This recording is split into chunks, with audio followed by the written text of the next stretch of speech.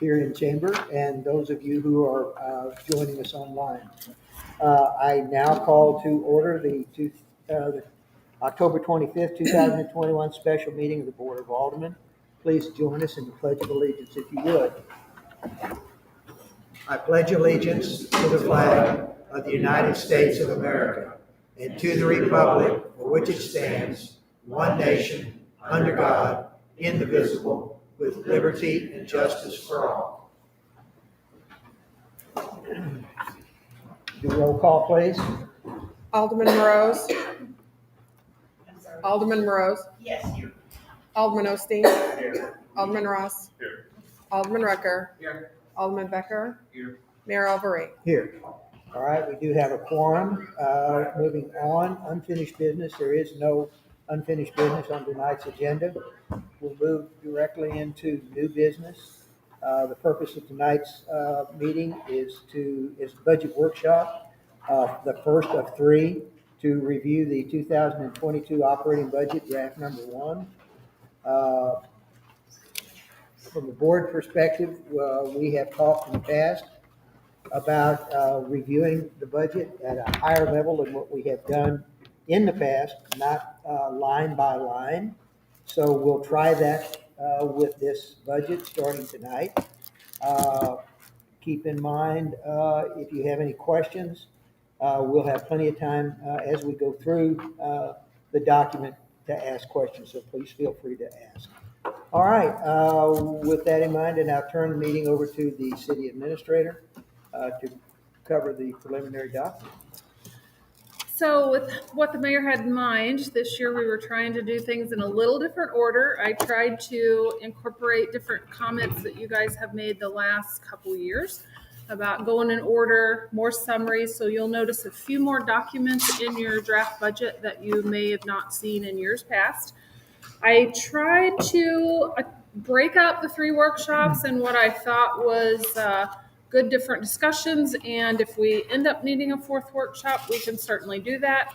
If we don't get through the lineup as I have estimated, we will always just pick up where we left off the next night. So that's tomorrow night, Thursday. So I did hand out a couple extra documents that will help in the overall summary, just because honestly I did not get those quite finished with the draft. I know a few of you have called and had questions, so I know you guys have been reviewing the 113-page document. Staff has been doing that as well. I already have several little pink notes where I've had some corrections, but this is draft, so it's good that I articulate everything in there that was turned in by staff. So there's always a few things we find. So first on the list is the draft budget summary. So tonight, before we get to the different sections, kind of go over what's in here, how it flows with the different funds, and then as the mayor said, we'll start tomorrow night with the specific different departments. So the first up is the draft budget summary. So on page 4 of your budget packet is really the summary where it gives you the whole entire beginning balances, cash balances. Beginning cash balances for January 1st, 2022 comes directly from the audit of the 2020 financial statement. And then the estimates, based on the estimates that staff has provided of where we feel we're going to end up in fiscal year 2021, which leads us, just like in your own personal checkbook, what do you have left over? Where do we start with the new year?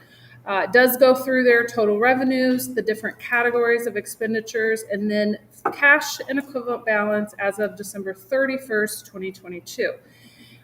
That is where I break down the estimate of reserves. You know, we have fund restricted, we have other restricted, and then we have unrestricted. And I know later on tonight I do have the reserve summary. So I'll hit on that a little bit more coming up.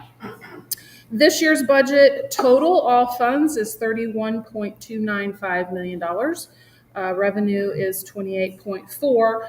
According to state statutes, we can use cash available left over from the year before appropriately in each fund. So that sheet really shows you just that whole summary of the funds in one snapshot.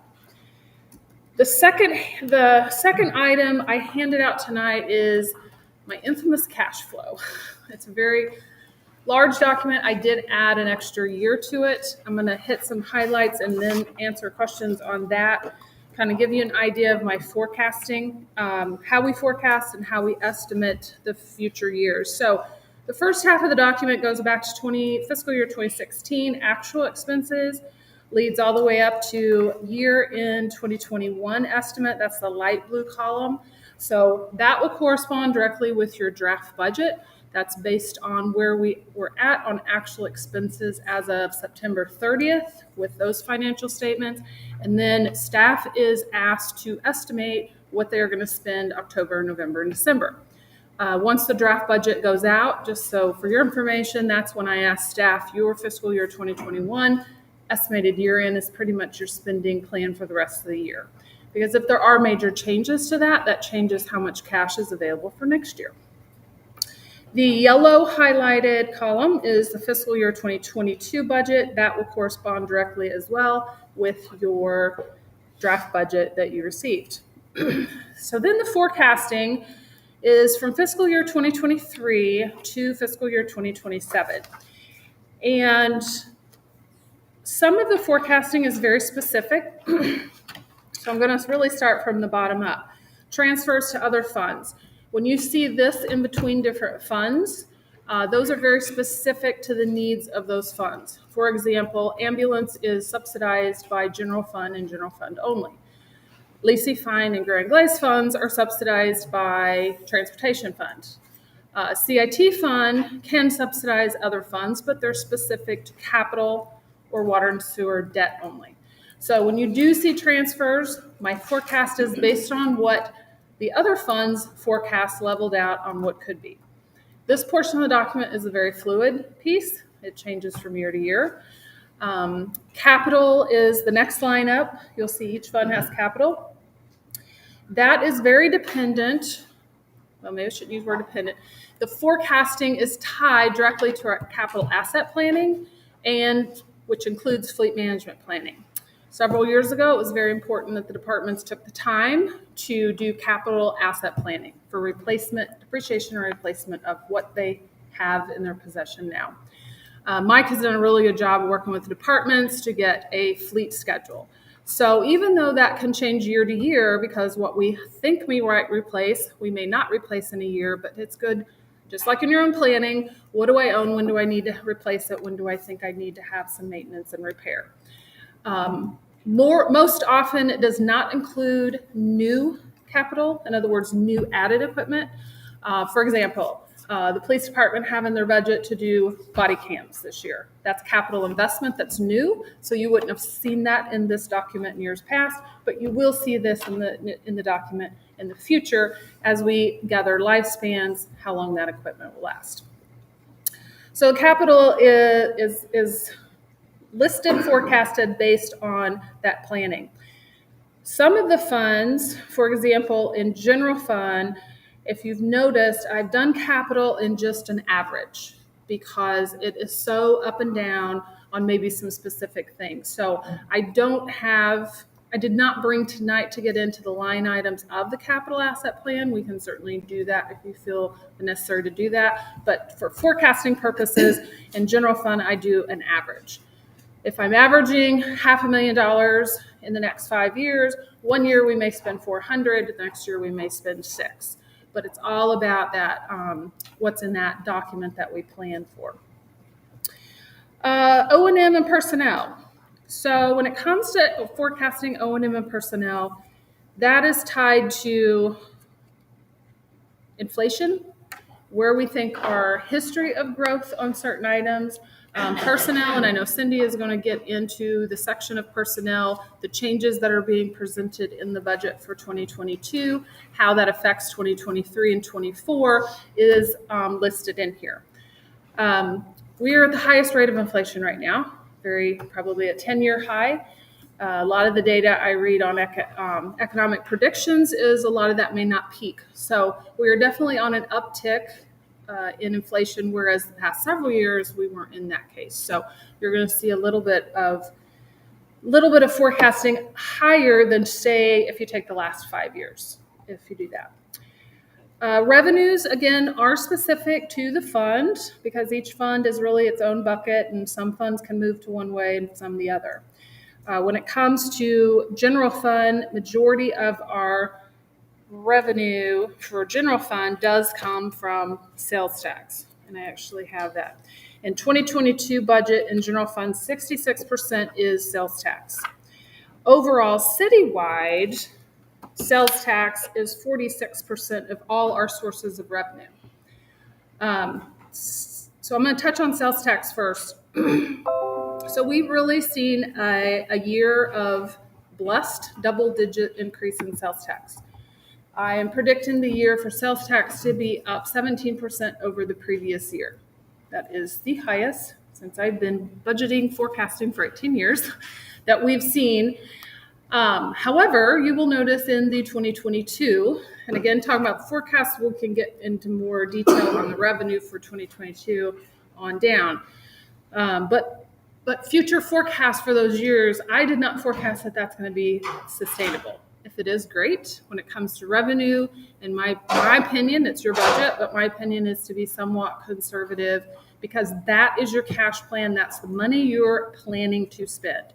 So 2023 sales tax, a lot of different leading factors, but basically it boiled down to 11% over the base year. And the base year, I went off of 2020. 2020 to 19 was a little bit of a change. We were fortunate enough in our economy and state of affairs of the lake that we did not see lockdown. So we all know in 2020 it was a decent year as well. 2022 was exponentially bigger. So when I was trying to figure out how to forecast the money we want to spend on, I chose to not repeat 2021. I do believe all the indicators, unless we have something crazy happen again, I do believe we are going to continue to grow. Inflation affects sales tax because as prices go up, so does the tax collected on those prices. That's a portion of it. I know that we had certain industries that were double-digit increases, one of being home improvement. So if you have a lot of money coming influx from the government and people are spending those, sometimes those are on one-time projects that may not get repeated. It's not like they double-digit spent on food necessarily that they will continue to use. So a lot of different factors on spending. We could talk all night on that, but so basically 2022 is from the baseline of 2020 about 11% higher, not 17% higher. And then from there, I did trickle that down when it was forecasting from 24 to 27. But again, I urge you to keep in consideration that this is just a forecast. As I redo my forecast every time we do a budget or have big changes to the budget. So this forecast is based on this draft budget. If we make major changes, I will change that. But I probably won't touch that forecast again until it's about time to work on another budget. But things change every year, but it does give you a good idea as a snapshot of how does the decisions we're making today potentially affect what happens in 2024 or 2027. So again, very fluid part of the document, but giving you some idea of where my thought process and methodology come on that.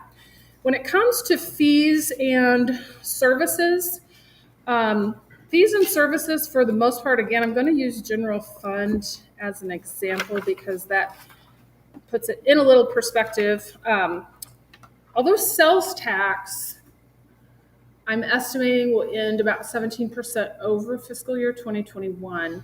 Fees and services, which represents the other 46% of our, not 46, that's bad math, 36% of our revenue, we only are going to see maybe a 2% increase from that.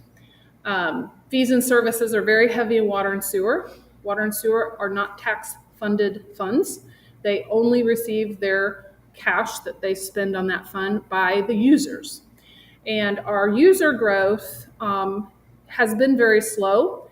We have seen single-digit percentage growth in our users of water and sewer. In fact, the last calculation I did over the last 5 years, water users, we only see nearly a 5% growth over like a 5-year period. But we are 90-something built out in our city, so we don't have a lot of pockets of our city that still need water and sewer users. We are building homes, we are building some new commercial, but those are, those are 1 or 2 users. That's user count, number of condos, number of user counts, not necessarily accounts, like who has a bill.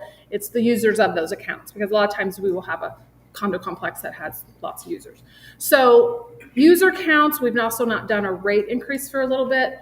That I will talk about more when we get to water and sewer. On the night, we're going to talk about water and sewer. We know we're due for that, but a lot of factors, that will be a project next year I will work on. So fees are not growing at the same pace as sales tax, but that's just the nature of fees. Again, water and sewer are very heavy in fees. CIT and transportation fund revenues are sales tax heavy, so they mirror the same as the general fund. So when I talk about the general fund increase, that same increase is being repeated in the forecast for CIT and transportation. We collect 2% sales tax in the city. As most of you know, 1% goes to the general fund, 0.5% goes to CIT, the other 0.5% goes to transportation. Transportation, again, most of its revenue is sales tax heavy. However, grants and reimbursements, which account for, in the 2022 budget, 19% of total revenue. We have a lot of big projects coming up. Lacey Fine has a $5.5 million project coming up. Grand Glaze has a several $100,000 project coming up. We also partner with the Special Road District, and between this year and next year is kind of heavy. So grants and reimbursements are going up, but again, on the forecast, that is specific to the projects lined out in the capital asset plan. So kind of went out of order. I kind of talked about water and sewer forecast. Ambulance is ran by the fees of the users in addition to the subsidy from general fund. So its forecast for its fund is tied directly on where I think each year will balance and how much subsidy is needed from general fund. So you will see some volatility in that. We have 3 component unit funds. Pruitt's Point, which, if you notice, has big fat zeros for next year on. So that's very nice. We paid off those bonds. That TIF has been closed. We did add a new TIF fund this year, Arrowhead TIF, although that TIF has not started collecting sales tax. Right now it's just the pilots being collected from the county, but we did create a fund for it because we're starting to see activity, but it does not affect any of the other funds. And then Deerberg's sales tax net. Both Deerberg's and Arrowhead, as you all know, are pay-as-you-go funds. There are no bond, no debt, no restrictions with that. We are basically the clearinghouse, I guess you should say. So back on the TIF, I know this is a question that we do go over, but since we're talking about the forecasting, the effect on general fund, transportation, and the CIT fund of paying off the Pruitt TIF affects the expenditure side. So you will notice that the O&M goes down.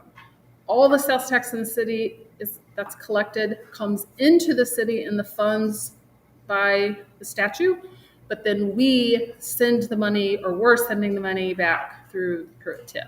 So by paying the TIF off, you're not going to see an increase in the sales tax line item. You're going to see a decrease in the expenditure line item in the general fund, CIT, and the transportation fund. Why do we even have Pruitt line part of the budget? Well, I left it in there. Next year, probably, I left it in there because there's history. So to be honest, in the official budget, because we produce a budget with 4 years, 3 years actual in 1 year, until it goes off of the fiscal year 18 column, or once it works its way off the column, then it won't show back up. But we produce a budget that officially shows all the history, and there'll be history in that TIF. So until the budget is past 2022 from the history column, you'll still see it on there. On the counting side, it's closed. On the counting side, it's done. No. So are there any questions on the cash flow? Again, this is something to refer back to, something to give you an idea. Again, here's my 2020 budget. Here's where we think we're going to end 21. It gives you an idea of what we're doing today and the decisions you make for 2022, how that will affect possibly the other funds. Also has cash reserves on it. Projected increases in your sales. Point that out. Yes. Sorry? You're projecting your sales taxes with future CPI and everything. What about fees? I know you said that they're flatter, but what about some of our fees you charge, building fees and permits and et cetera? Is there anything built in there, because we should be regularly adjusting that? We should, and we do regularly adjust that. And I'm gonna say it's probably been 3 years, but for sure anywhere from 2 to 4 years, the different departments, we do look at fees. Building license and building licenses were the last that we increased by ordinance. Ron, I don't remember when we made last adjustments, but we do look at those. Water and sewer, it's usually tied to when we do rate reviews, even though can be a direct or indirect effect of a rate review, but that's an appropriate time to do water and sewer. And it's not been too many years when we. The building permit fees they track along with inflation because they're based off the estimated valuation of construction, and that's something that ICC prints out about every 6 months. So as the cost for construction goes up, so do the fees. So if we base your house 5 years ago at $100 per square foot, today we're doing the same house for $150 per square foot. So naturally our fees increase. What John pointed out, that the thing that I added last year to the cash flow, for years, I've done this cash flow document now for 18 years, but I never published it to you guys. Like, this was just my working document. But over the last couple of years, you guys have been interested in kind of the backstory on how we get a lot of things. So last year I did add the reserves to that. So I do try to put as much detail into the ins and outs of the forecast, and also try to forecast where I think that restricted dollars will be. Water and sewer and transportation are a little more complicated because it's only as good as how much I know the capital asset planning fits, because there's items in that come out. So you will notice fluctuations in the reserves, and that is tied on my best, the best information I have at that time. I guess I'll just flow right into reserves. I did make a note in the email I sent you last week. All funds as of the end of 2022 are fully funded, except I made a mistake and Grand Glaze is short a little bit. So that will catch back up in 2023. So that was a miss information on my end. Grand Glaze, yeah, it'll be 2023 that'll catch up. So when it comes to reserves, if you recall, back in 2017, we did a reserve policy. General fund and transportation, because they are heavy sales tax based, we do have a set of 25% of the average 3-year rolling O&M. So there's really two pieces to all the funds reserves. There is the cash reserve to be used, and I won't go into the details of the ordinance. The cash reserves to be used, one, is there a catastrophe, something emergency, we have a hurricane, have a tornado, something happens and takes out some of our sales tax producing areas of the city. For many, many years, we had insurance on the revenue from the mall, because at one time that was our main sales tax anchor. And we knew that if a tornado come and took out the mall, our budget would just be flat. So we have now since much more diversified and built out, so we don't have such policies anymore. So that piece of the reserve is for emergencies. The other piece to this 25% calculation is for economic downturn. As we learned what happened back in 2010 with the Great Recession, to get us through and to have nothing be ceased, we needed some kind of cash. So two pieces, two buckets to the reserve. The one bucket is even split in two different ones, but how we calculate that, we go off the best practices from GFOA, 25% of an average 3-year rolling O&M. And I actually do 3 and a 4 just to make sure that we're solid. The second piece to that reserve is for capital investment.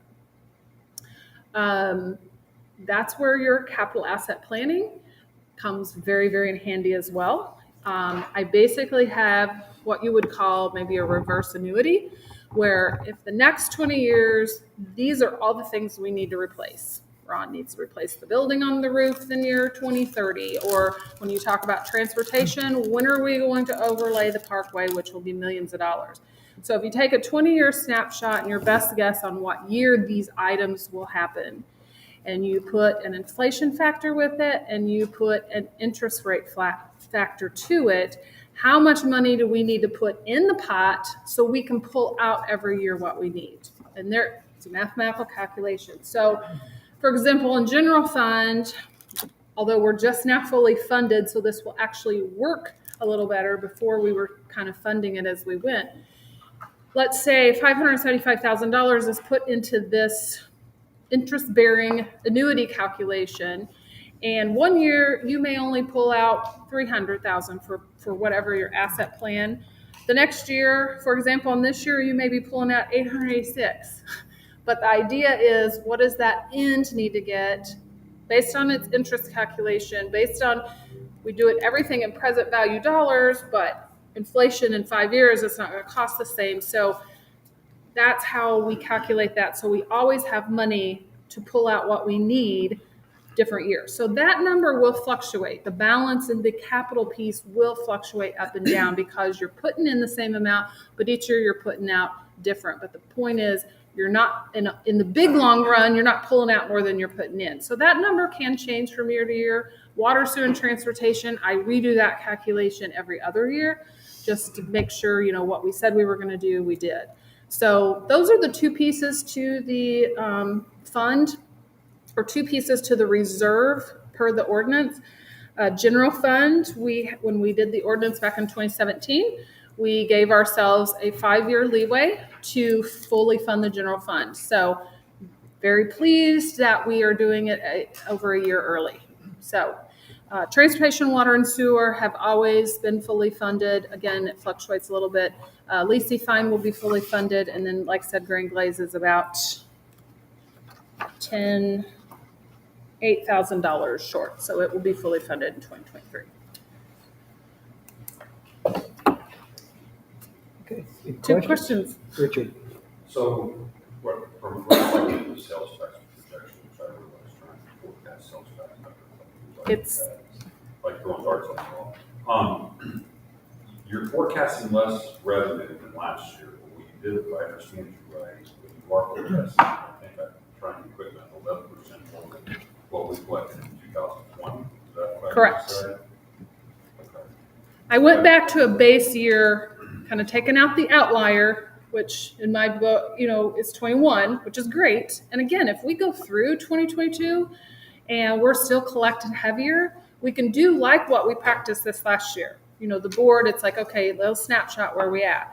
The other reason that and again, it's your budget, I'd rather be conservative on the revenue side. We collect about 54 to 58% of all our sales tax in between July and December. Well, if we would, this is just where I feel we would get caught if we would go higher.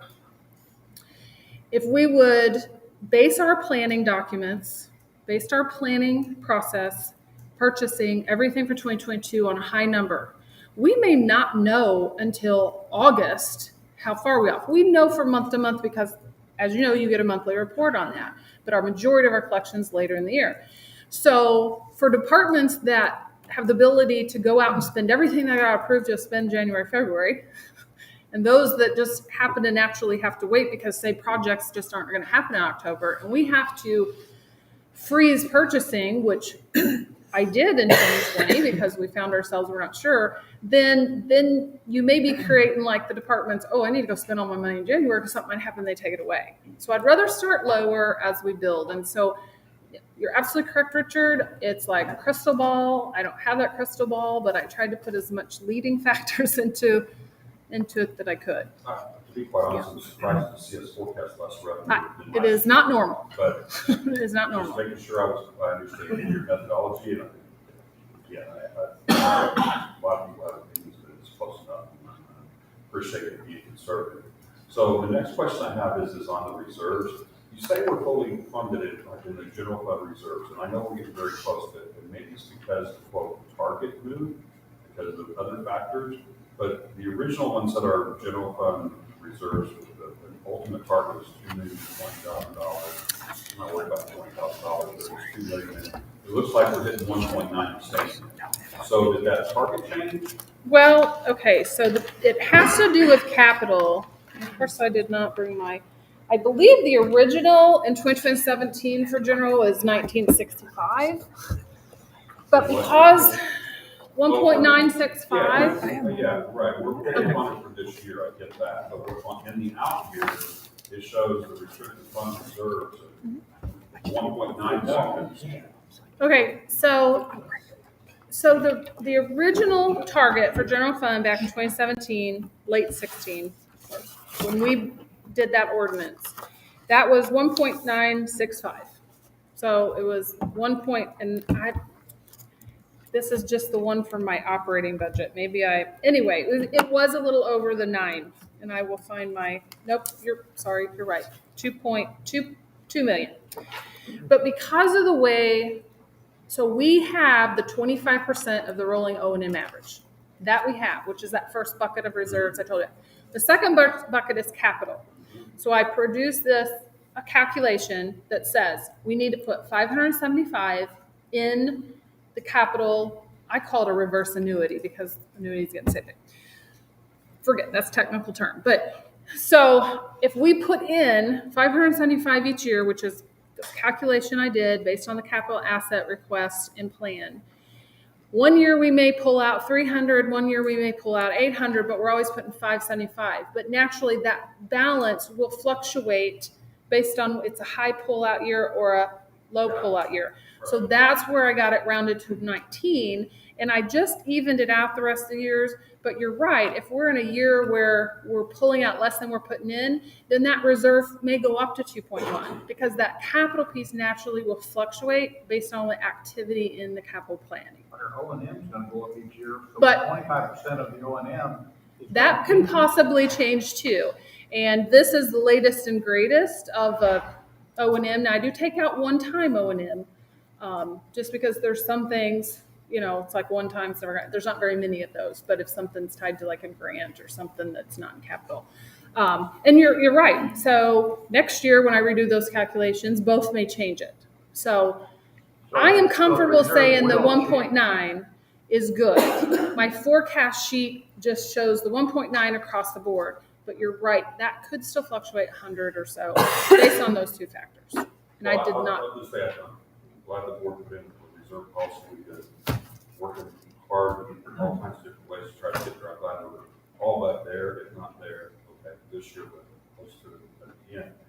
The weak point of that, not that there's anything wrong with it, but the weak point of that whole reserve policy is the capital plan, because 25% of it is based on the capital plan, okay? And maybe there's a new one. The last one I got was 2018. I need to get you an updated. I do internally update that with every budget, but that might be the last So, one. for example, I'm not trying to get into the line items that can give other time, but as I went through the capital plan requests, few if any were on that capital plan. Okay, you mentioned the roof, for example. Now maybe it's been updated or I haven't seen, but the roof's not on the capital plan. And the roof may be past that capital plan. Well, my point is that but what I think you do is you look, what I heard you say was you look over a 20-year period, and we know we have all these items to replace over that 20 years, okay? And their average cost is X and divided by 20, and so that's a what number. For forecasting purposes, I think that's a wonderful methodology, okay? As long as the capital plan is fairly, how would I say, encompassing. Okay? Inclusive. Right, and we don't add a bunch of capital that can change that. Okay? So with that said, we're gonna have to keep an eye on that, is all I can say. Absolutely. It is the asset, the reserve piece that has to capital is totally dependent on how accurate and inclusive and kept updated that capital plan is. And we do that every budget. So once we get a 2022 budget nailed down, first thing I'll tell Mike is go update the capital plan, go back to the departments. What didn't make it this year? Where will it fit? And so that when I say that 575, I plug that into a massive Excel sheet, it may change that. And so you naturally will have. On the plus side, our CIT fund is gonna have some more availability that we can use some of that for some of that capital that fits the criteria of the CIT fund. Those are board decisions, yes. And you do notice on the CIT, speaking of reserves, and I'm trying to change the topic off my reserve policy, but CIT reserves is directly affected by bonds. You know, we have several bonds. I know debt summaries on here to be discussed, but on page 17, I'm getting out of order here, but on page 17, the debt reserves we paid off. We have one big bond that will be paid off next year. Not all the water and sewer bonds had a legal requirement to have reserves, but some did. So when you look at the CIT forecast, your 2022, the reserve went down $431 and then will drop again in 24, 25, and to nothing in 26, directly related to the particular bonds that haven't been called yet or paid. While we're talking about CIT, the transfer to other funds, as in the out years, actually, I thought that would go down to zero somewhere. I know that we paid the last bond off in 27, so maybe there is some other fund. Surprised there's 1.1 million. Are we planning to transfer it somewhere else then? That would probably need to be a much more detailed conversation past tonight, most likely when we get to sewer.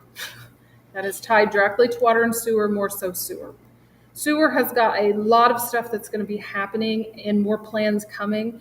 So if any fund will be changed drastically or have the potential of being changed drastically in this forecast, that's sewer. Sewer potentially has some just, you know, anyway. So right now what you're saying CIT, you're planning for some transfer. Right now, I realize it's 5 years out, you're taking your best shot. Sewer. But right now there's some money Yep. besides debt service you're planning on pushing back. Past debt service, now it's operation capital. That's all I have on this sheet. Any other questions? Bob? My two questions were regarding revenues for ambulance fund Huh? projected for 2022. Can you explain a little bit about that significant increase? Absolutely. So the ambulance fund has two direct sources of revenue incoming. Ambulance fees for service. Let me find my fund here. Ambulance fees for service and transfers in from general fund. So general fund subsidizes ambulance to the point that that fund needs to balance. And the reason it's a separate fund, it's an enterprise fund, it has a service that only is affected to those who use it, therefore those who use it pay for it. But what can't be paid for from the users, general fund subsidizes it. The user fees for ambulance only contribute to about 37% of the incoming revenues.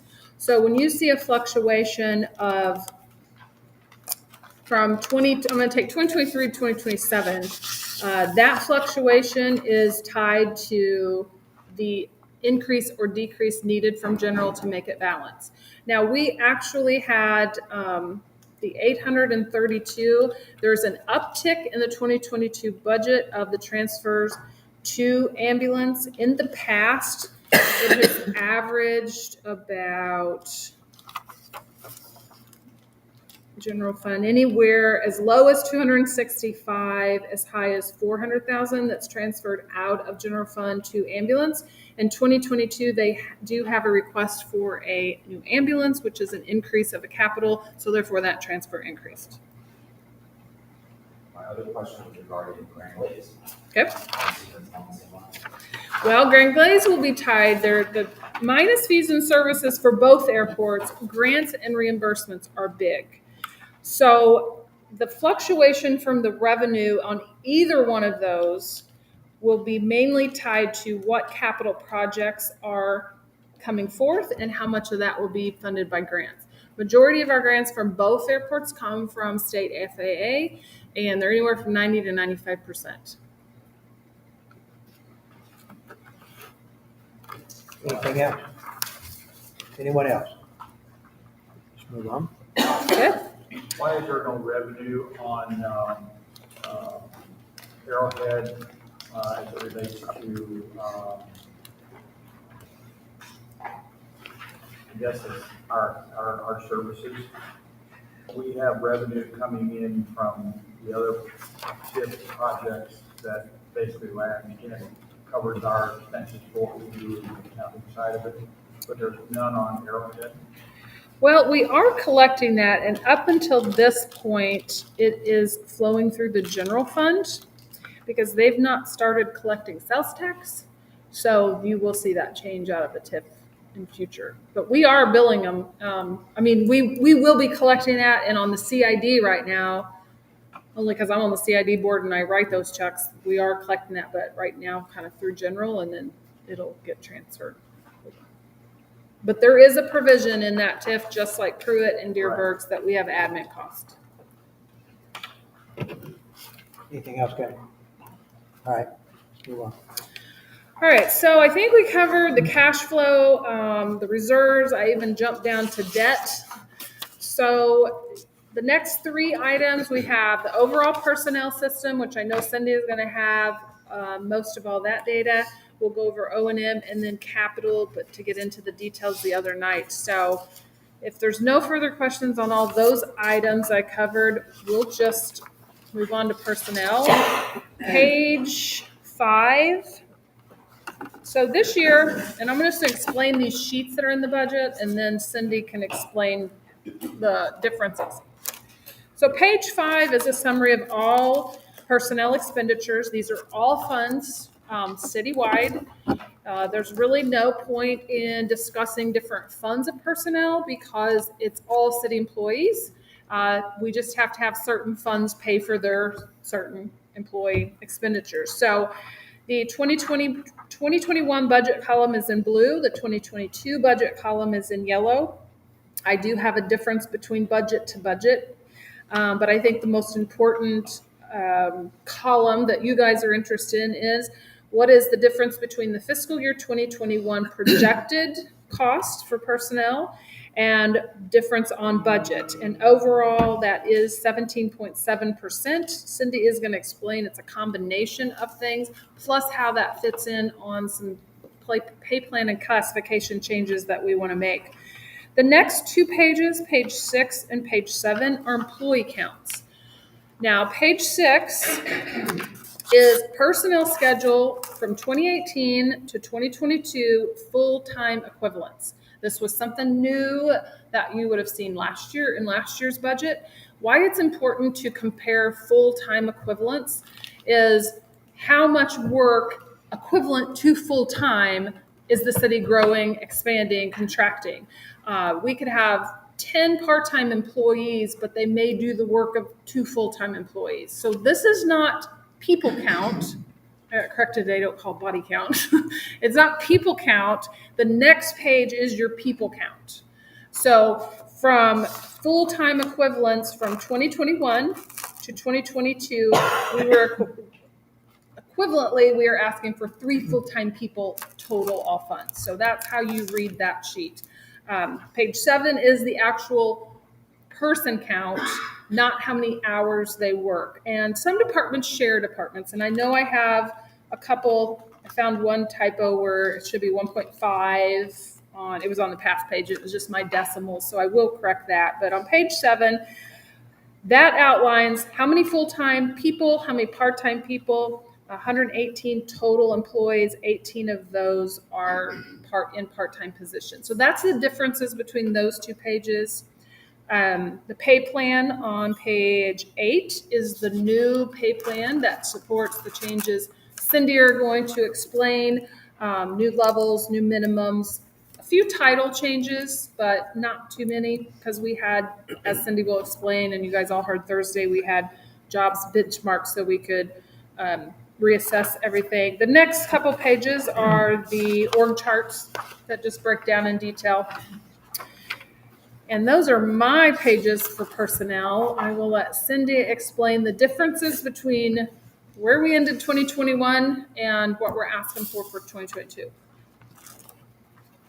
Okay, thank you. Mayor, members of the board, when we entered 2021, we were hopeful for smooth sales from the rough waters of 2020. However, 2021 has presented itself as the most competitive hiring market since 2010. Recruiting and retaining a skilled workforce has never been this challenging in my 20 years with the city. According to a recent Manpower Group survey, 69% of employers are struggling to fill positions. Relationships are changing. Skilled workers are in control, and as we as an employer need to understand their needs and priorities. I'm hoping today that I'm going to be presenting information to you that will help you to have a better understanding of the needs of our personnel for the city and the 2021 projected budget, as well as what we are recommending for the 2022 budget for personnel. I kind of want to go over some of the things that we've experienced in 2021 so far. Year to date, as of today, we've had 19 full-time employee separations. Last year, we had a total of 33. So far, as of today, 37 new hires have been processed, and 21 of those are full-time staff. We have 12 vacancies, full-time vacancies. And at one time, not very long ago, we had up to 25 vacancies. So we are kind of moving forward in the right direction. And this includes, the vacancies that I've listed includes all phases of the hiring process. Some of them were in the interview process and the background process. All of these changes have a major impact on the budget for salaries and benefits. Due to several of the vacancies and medical leaves in 2021, the projected year end is $292,000 plus salary only, less than what I budgeted in 2021.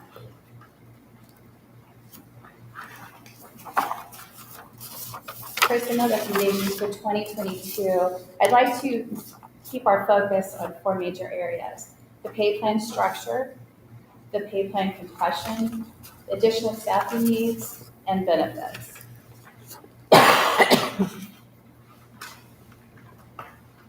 As we heard Ed Rata with CBIZ on Thursday, he discussed the I think that's what you covered, right? I have an extra one. Do they need one back over there they can share? Cindy, do you have? Pass that back there so I can.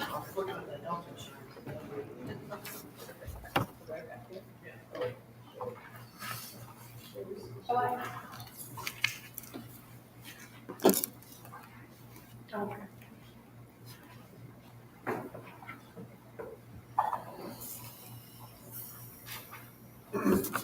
Ed Rata with CBIZ on Thursday night explained the process of what we go through to review our pay plan structure on a yearly basis.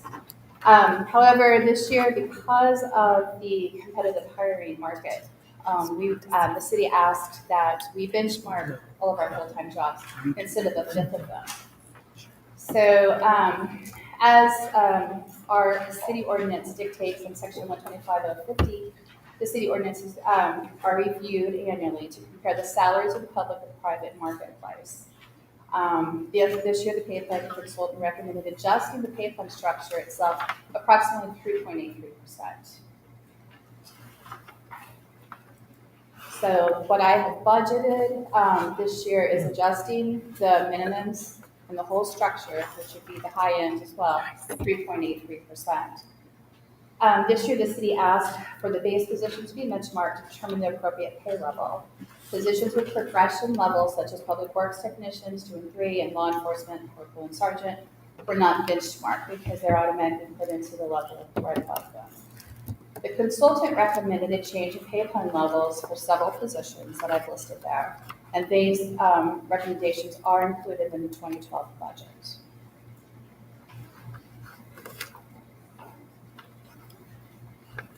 One important thing that we need to address is the pay plan compression.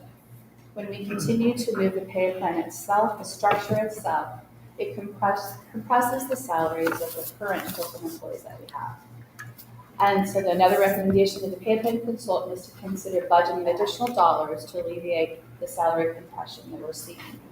The current recommended pay plan structure adjustment, along with adjustments made in the past few years, has created our current compression of the pay plan.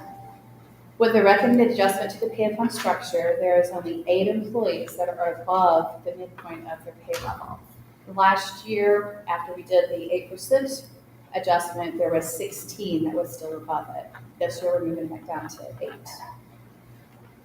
Staff is currently recommending a premium of 2.5% to merit increases over the next 2 years to help alleviate the pay plan compression.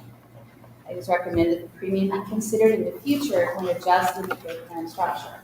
There could be times in years, which we've had in the past, the pay plan can come back and there could be like a 0.68 that they recommend that we do the pay plan structure, or it could be a 1.1. Sometimes those amounts are very insignificant and we can wait a year to make those adjustments, as well as consider any risk of a compression to the salaries in the pay plan levels.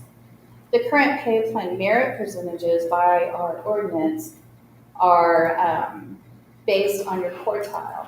We have 4 quartiles, and depending on if you get a meet, succeeds, or an outstanding, it depends on the level of your percentage. We are recommending that we add additional 2.5% to those merit increases. So you receive a 3% for meets, and you're in quartile 1, you would get a 5.5%. So I have a pay plan merit matrix, which I do as a snapshot of all annual salaries for full-time employees at a point in time. And using the merit matrix spreadsheet, merit increases are added to determine the annual cost to implement the pay plan. What I've done was I basically go and list every employee in the city, their full-time employee, their current salary.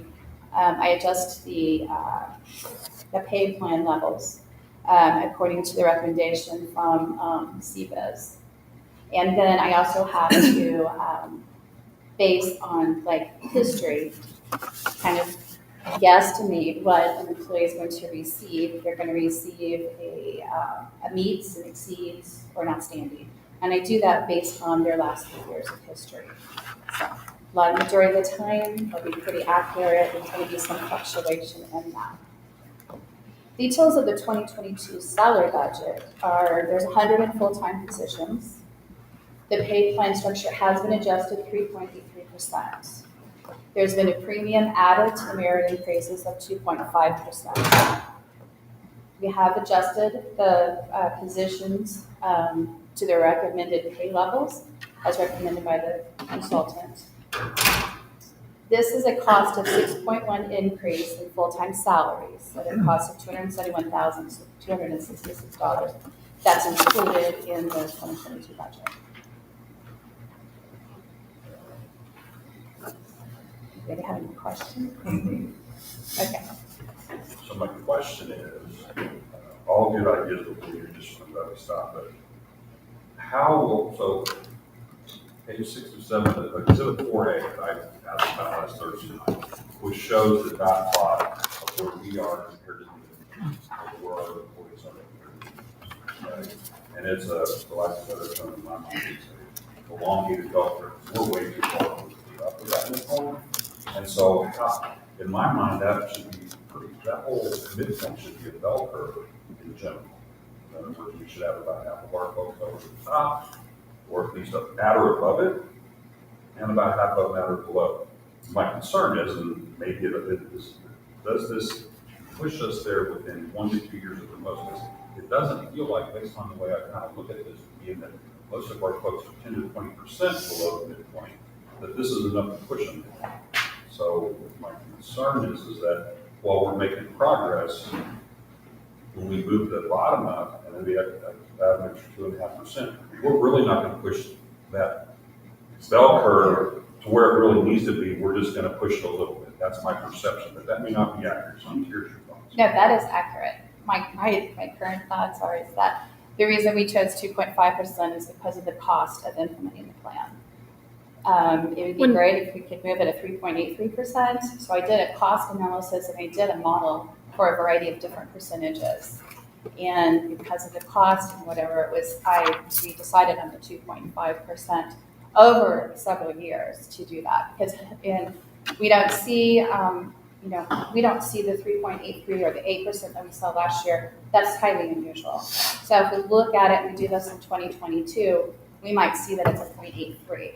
But we're still recommending that you still put a premium on at least 2.5% to help with the compression and address that issue. Yes, if we increase the premium more, then we're going to be being a little bit further ahead on the compression than where we are right now. And When Cindy and I met with Ed, it really was a mathematical game at that point.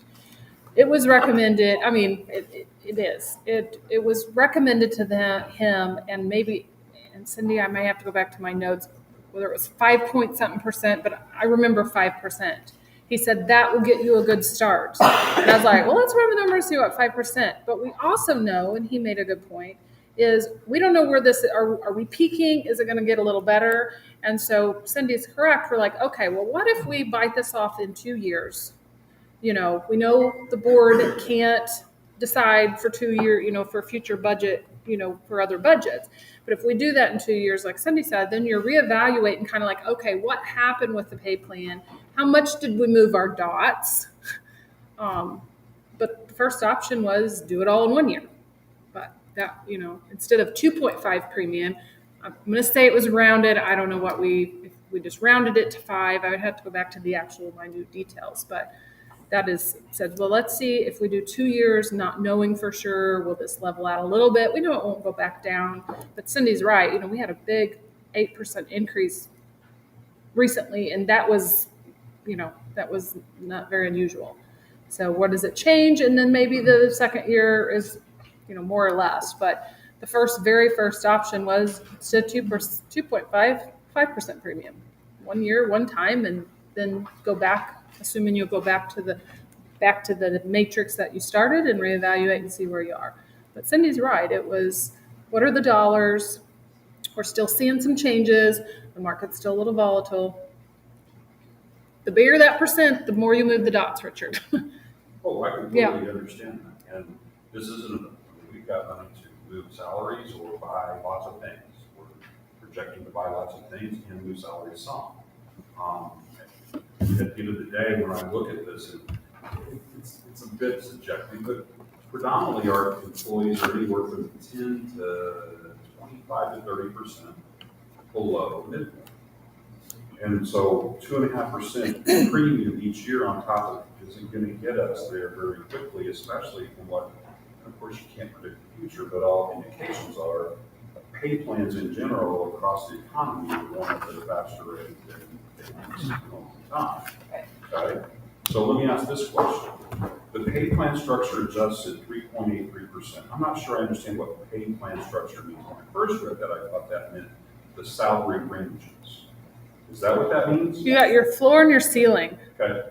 So you're raising your floor and your ceiling, Okay. 3.8. Okay. But for those folks that are sitting down there in the bottom 25th percentile, They're just squishing them closer to the bottom of that. Right. And so from a midpoint against the market standpoint, in my mind, by the way, I appreciate your conservatism. I appreciate you don't want to blow the board out of water with 25% increase in salaries or something. I completely understand that.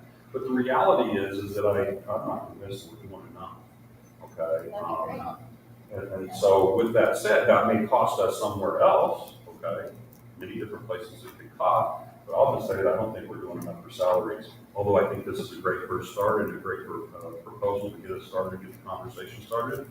And I'm not sure what the right number is, but I would like to see that be much more of a bell curve looking thing. In other words, we've got at least 25 to 30%, especially with some of the tenure that we have in this organization, at least 25 to 30% of those people are on the other side of the midpoint instead of 10% at the best. And I don't know, it might be 5% if that's. Richard, would it help, and this is, Cindy and I can do this, we can take the data that Cindy does, put it in our own chart, and like, here's what your 2.5% premium does, here's what the 5% premium does, visually replicate that, and she also didn't, well, I'm just, okay, do a different, here's 3 different options to stair step it a little faster than others, but also give Cindy a time to do, okay, here's the actual dollar, because what she's presenting you, this is what it costs you on the plan. This is what it costs you additional to do this premium or this premium. And we can actually plot that visually because I agree, I like to look at graphs. That's fine. I mean, Yeah. that's fine. That, I mean, when we think about some of our strategic objectives, it was have the best of the best. Okay, we're not going to have the best of the best. We're setting it on average around, this is a definitely only 10% below salary midpoint. Right, we can pull that off, but in my mind, that's especially in the environment that we're in today and look forward to the next 2 or 3 years. The other thing that we can address is also, we haven't looked at increasing the actual, the merit percentages themselves. They've been the same for several years now. I know back there, in 8 or 9, 10. back when the they lowered economy them. was like that, that made sense, but that's another. Perfect. That was what we were talking. Yes. All right. Anything else, Richard? I'm not on that. I looked at this in conversations with him Thursday, based on some data we received. Part of the reason we're on the lower side of the bell curve is because we have minimums that are very askew where they should be in certain pay grades. Our biggest discrepancy in pay grade between our 2021 budget and our 2022 budget, the data we received from market analysis, is in pay grades 14, 11, and 8. Pay grade 8 basically compromises 25% of employees. We are well below the minimum there, which is why we are so far down on the bad side of the bell curve. We have a pay grade for 2020, for 2021, our starting pay grade for police officers. This is not just a kowtow to the large contingent there, but we've got a starting salary of 36,014. We're proposing up at 37,393. But the bottom 25 percentile on minimum wages of the market analysis starts off at 44 through 24. So we are basically well below the bottom of the barrel on our starting salaries for pay grade 8, correct?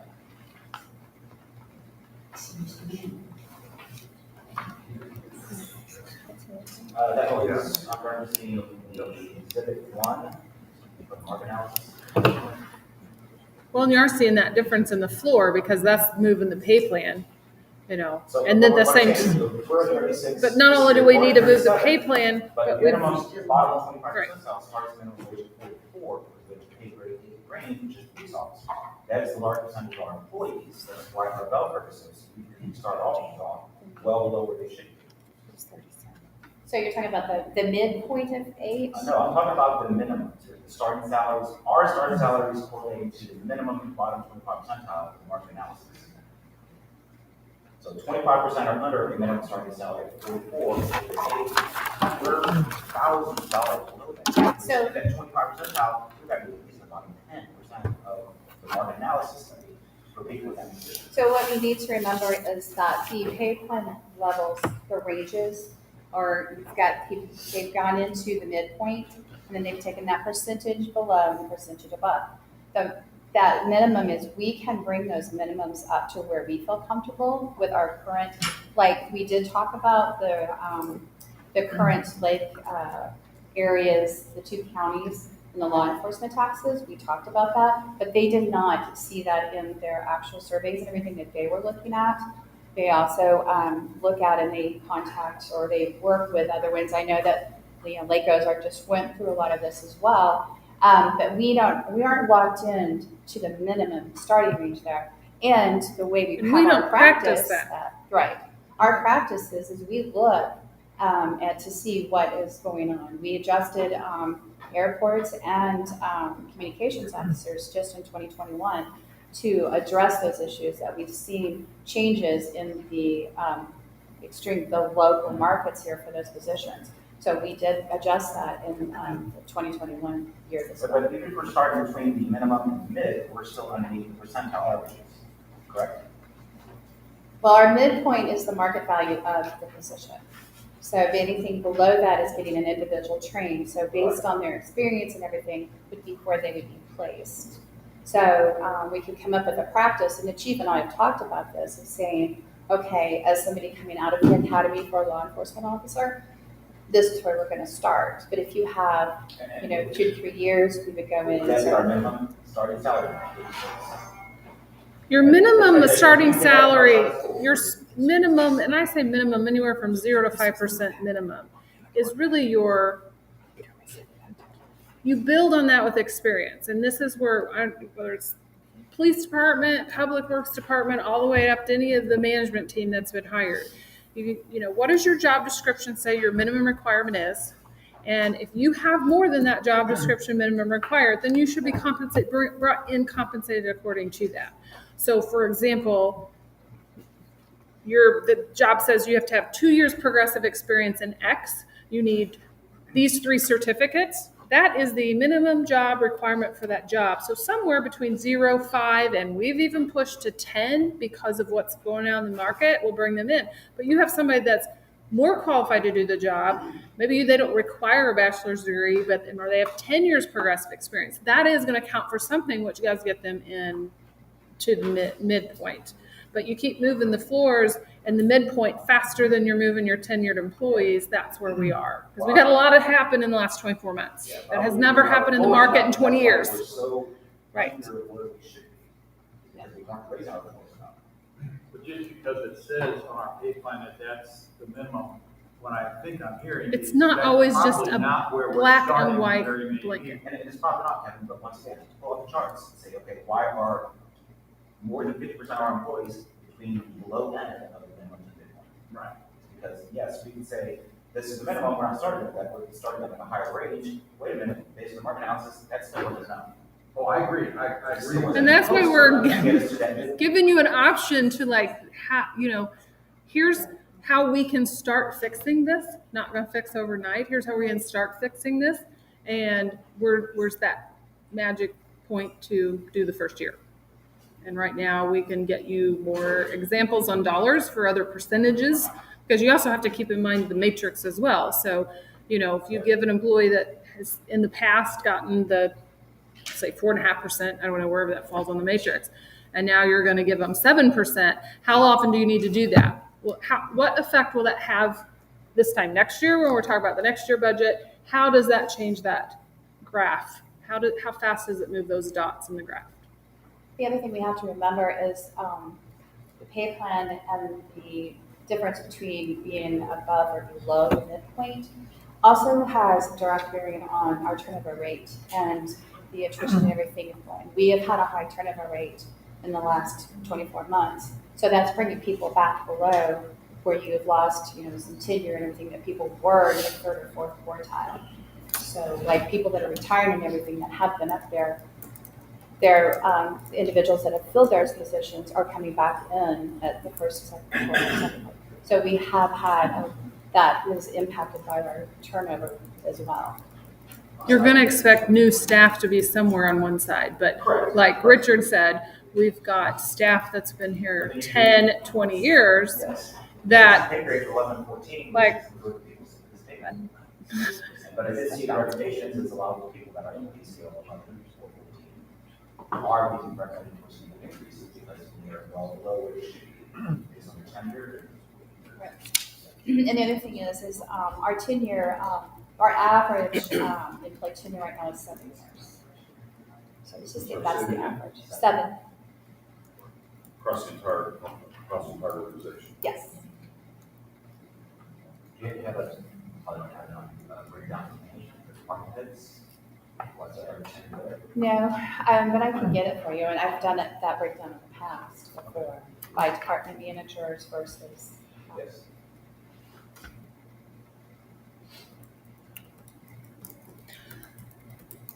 So we can get you a little more information. Oh, sorry, Phil. I was just gonna comment, obviously, it's very logical. It's still concerning of where the pay scale is, because the last few years, we have been short in our police force. And obviously, overtime has come into play, and just trying to recruit and getting some good people and keeping our people. Well, because my bottom line, in thinking just what we're saying, our pay scale is not where it should be. I'm just throwing it out. Yes, I agree. Yeah, and market analysis basically states in these pay grades, that's what we're at. That's why we're having this conversation about the pay grade 8, that's the majority of our employees are in that pay grade, and obviously that's where we need to make the biggest adjustments. And the other thing we have to remember is, depending on the positions, where we are going to recruit from. So if we're going to be recruiting a department manager, public works director, or something like that, it's more of a national search or a larger regional search. For our hourly employees and stuff, we are competing locally. So we have to keep a really good pulse on our local economy and what the other employers are doing that we're competing against. And we have to also remember that, we've seen police officers just leave the field for a variety of different reasons. So we need to make sure that we understand the reasons why people are leaving and the reasons of why people are going somewhere else. It's not just police officers. No, Public it's Works, everywhere. Kevin? Public works, You've had your own 50% department shortages. communications officers. Well, Go ahead, Bob. I would say, what works for advantage though is when you look at this fiscal data, what we propose isn't really that far off base for the majority of our employees. Our midpoints and our highs pretty much align with where they should be based on market analysis. Like I said, it's just that starting entry level is that 1 or 2 years experience employee. That's where that's why we're not going to be less fast. That's why it's hard for us to recruit in those areas because I think technically we are where we need to be those numbers. Right, and that's what we need to understand. That's where our practice is, and looking at it and to be a little bit more aware of what we're doing. We still have that minimum that we've been bringing them in above the minimum, and we might have to adjust that even further. So we just have to look at that and work with the department managers and stuff. Anything else, Bob? I don't know, sorry. No. This is your meeting. This is your meeting. That's why I'm asking, do you have anything else? Because I've got Kevin who's got his hand up, so. Kevin? A couple of things. Number one, just,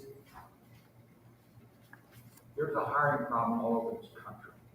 Okay? And I'm not trying to say that that's something we just need to say, well, we should be like everybody else, but there is that. I've had the luxury of doing a lot of traveling this year, and everywhere you see signs that are for hire. People used to advertise, come in and get my pizza, but now we want to hire someone. So with that being said, it's not something that's unique to us. It is a problem all over. But what we do have to look at is that it is maybe somewhat unique, the fact that we have, for whatever reason, fallen down a little bit with what the average is. And I think part of that has got to do with the fact that in private business, they can react a lot quicker than government can. It's just, they just do, they react. They don't wait, 6 months to a year and say, oh, well, yeah, we're gonna do something now. They'll do something mid-year, they'll raise their prices for their commodity and start paying more money. And so they're able to react quicker than government does. So that has helped to cause us to be where we're at. So we just have to understand, I'm not trying to make excuses, just saying we have to look at some of those things to help us understand how we got here. Not only so that we can recognize that, but so we know how we keep away from getting there again. And with that, one of the things I recommend that staff do is make it a point mid-year, and I think this is a Cindy to do, to snapshot these salaries and look at these things, and see if the trend start to go south quicker than we expect, and the board needs to react in the middle of the year. Just because we got a budget here doesn't mean we can't change it in the middle of the year. We have to make adjustments, et cetera. But I think that's something we need to think about. The other thing is that I question you on the merit raise portion of the program you have compared to the base raise. Okay, I'm not suggesting that you do it for sure, but I ask you to take a look at it. Are we better to put a little bit less merit and more to the base? Okay, is that a way that we can get up that bell curve to where basically we're guaranteed more? Because we know the merit raise is not a guarantee of what everybody will get. Okay, and I know there's an average, but again, if that's another way to help, as Richard has identified his bell curve, it's working, it sounds like that's what we're talking about, but if that's a way, and I don't know, that's just a thought, sometimes you gotta think outside the box, and that's just my way of thinking outside the box, and maybe that might be a way to help us get there a little bit sooner, even if it's a month or two earlier than. So are you, that's just so I understand, so are you calling the base the actual merit increase percentages that we have in place now? Yeah. Okay. And then the premium of the 2.5%. So basically, in the past, and I don't want to put this, but basically in the past, I've been kind of told that I need to keep the overall to a 3% on that. And a lot of it was due to budget constraints at that point in time. So that's why I said we should consider looking at the actual merit percentages that we have by ordinance, as well as looking at the premium percent as well. We talked to Ed about this, and the merits, they've changed. I mean, it's not like we've not changed them, but they have changed by ordinance. But this would be one and the same. So depending on how this conversation is going to the board, I know we're calling it a premium just to talk about the same thing, but in itself, it's a merit. So basically, we would like to ask the boards, like, what do you want those to be? Add 2%, 5%, whatever it is, change the ordinance, and that solidifies it. And then we also are going, when we change the ordinance, we have to be better to ensuring we're doing all employees every 3 to 5 years, where before we were just hoping the rotation would fix itself, that all employees were done. And with that, you would change your ordinance with whatever that matrix looks like, and that way I can't change it as easy or whatever, and then the board forces the board to address it if it's by ordinance. So in other words, we are saying a 5% is now a 7.5%, but in theory, we are asking you to change that merit matrix. We just know that in 2 years or next year or 2 years, whenever we reevaluate it, it could be adjusted. Well, maybe I didn't get back, maybe I didn't express what I was wanting to say. If I understand it correctly, I may not. If you look at saying, okay, we're going to do a merit raise, we're going to do our merit raise this year, okay? And you've got to put a number in the budget for that, okay? You have to generally plan high of what it's going to be. You know what the average is over the history, but you still got to bump that up a little bit, so you make sure you have enough. So you're off for whatever reason, because you're going to be always off a little bit or whatever. I'm saying is rather than having to put more money in the budget that may not go to the employees, put that into the base, put that to raising the base all cost rather than the merit, and that you can guarantee they're going to get all that you put into the budget. So we called that, where was that? We did a flat, could be percentage or dollar, and separate from the merits Like a cost to all of employees. living. We called it a cost of living, and I don't like to use that term because it's kind of an outdated term. Yeah, And I we know talked to what- Ed about that, the best practice, and his advice to us was, you do all your raises the same time of year. It still is based on performance at a premium to it, and because this time, we have now went to common dates, so everybody gets their raises. We do have to take in consideration the ones in the 6 months and a few, exceptions to that. So we did talk to him about that, and he said, no, you keep it tied to your merits. That way it's. I do want to kind of explain what the budget is. When I budget every department, every employee. So I budget this employee at this percentage, this employee at this percentage. This is the first year that I didn't go, so many weeks at this percentage, they're going to get a 4% increase, and they're going to be this way. I mean, we budget as close as possible to what I think that is going to be the Based actual. on history, basically. So based on the history. Now, I've even gone so far as taken the look at history, like with law enforcement. Last year, I budgeted 2 positions less than 93% of that. This year, I just budgeted at 96%. 911 center, I'm only budgeting 84% of what I consider to be fully staffed, based on our history and filling those positions. This year, I've added transportation and sewer as well. As looked at it, and they're only at 95% as well, based on some history and some vacancies that I have. So I don't have a lot of fluff in the salary basic budgets at all. Because we work really hard based on the 20 years of the last boards and stuff, is I try to get it as close as I think based on what we know, what I can guesstimate, and based on 2 or 3 years history of that department and where their vacancies have left. I'm just trying to help you find as much of those Anything that you similarities. can offer would be Those awesome. that I know from years past, those nickels and dimes there. Yes. A couple more items. There, I wrote myself a note down, I don't know what I wrote down.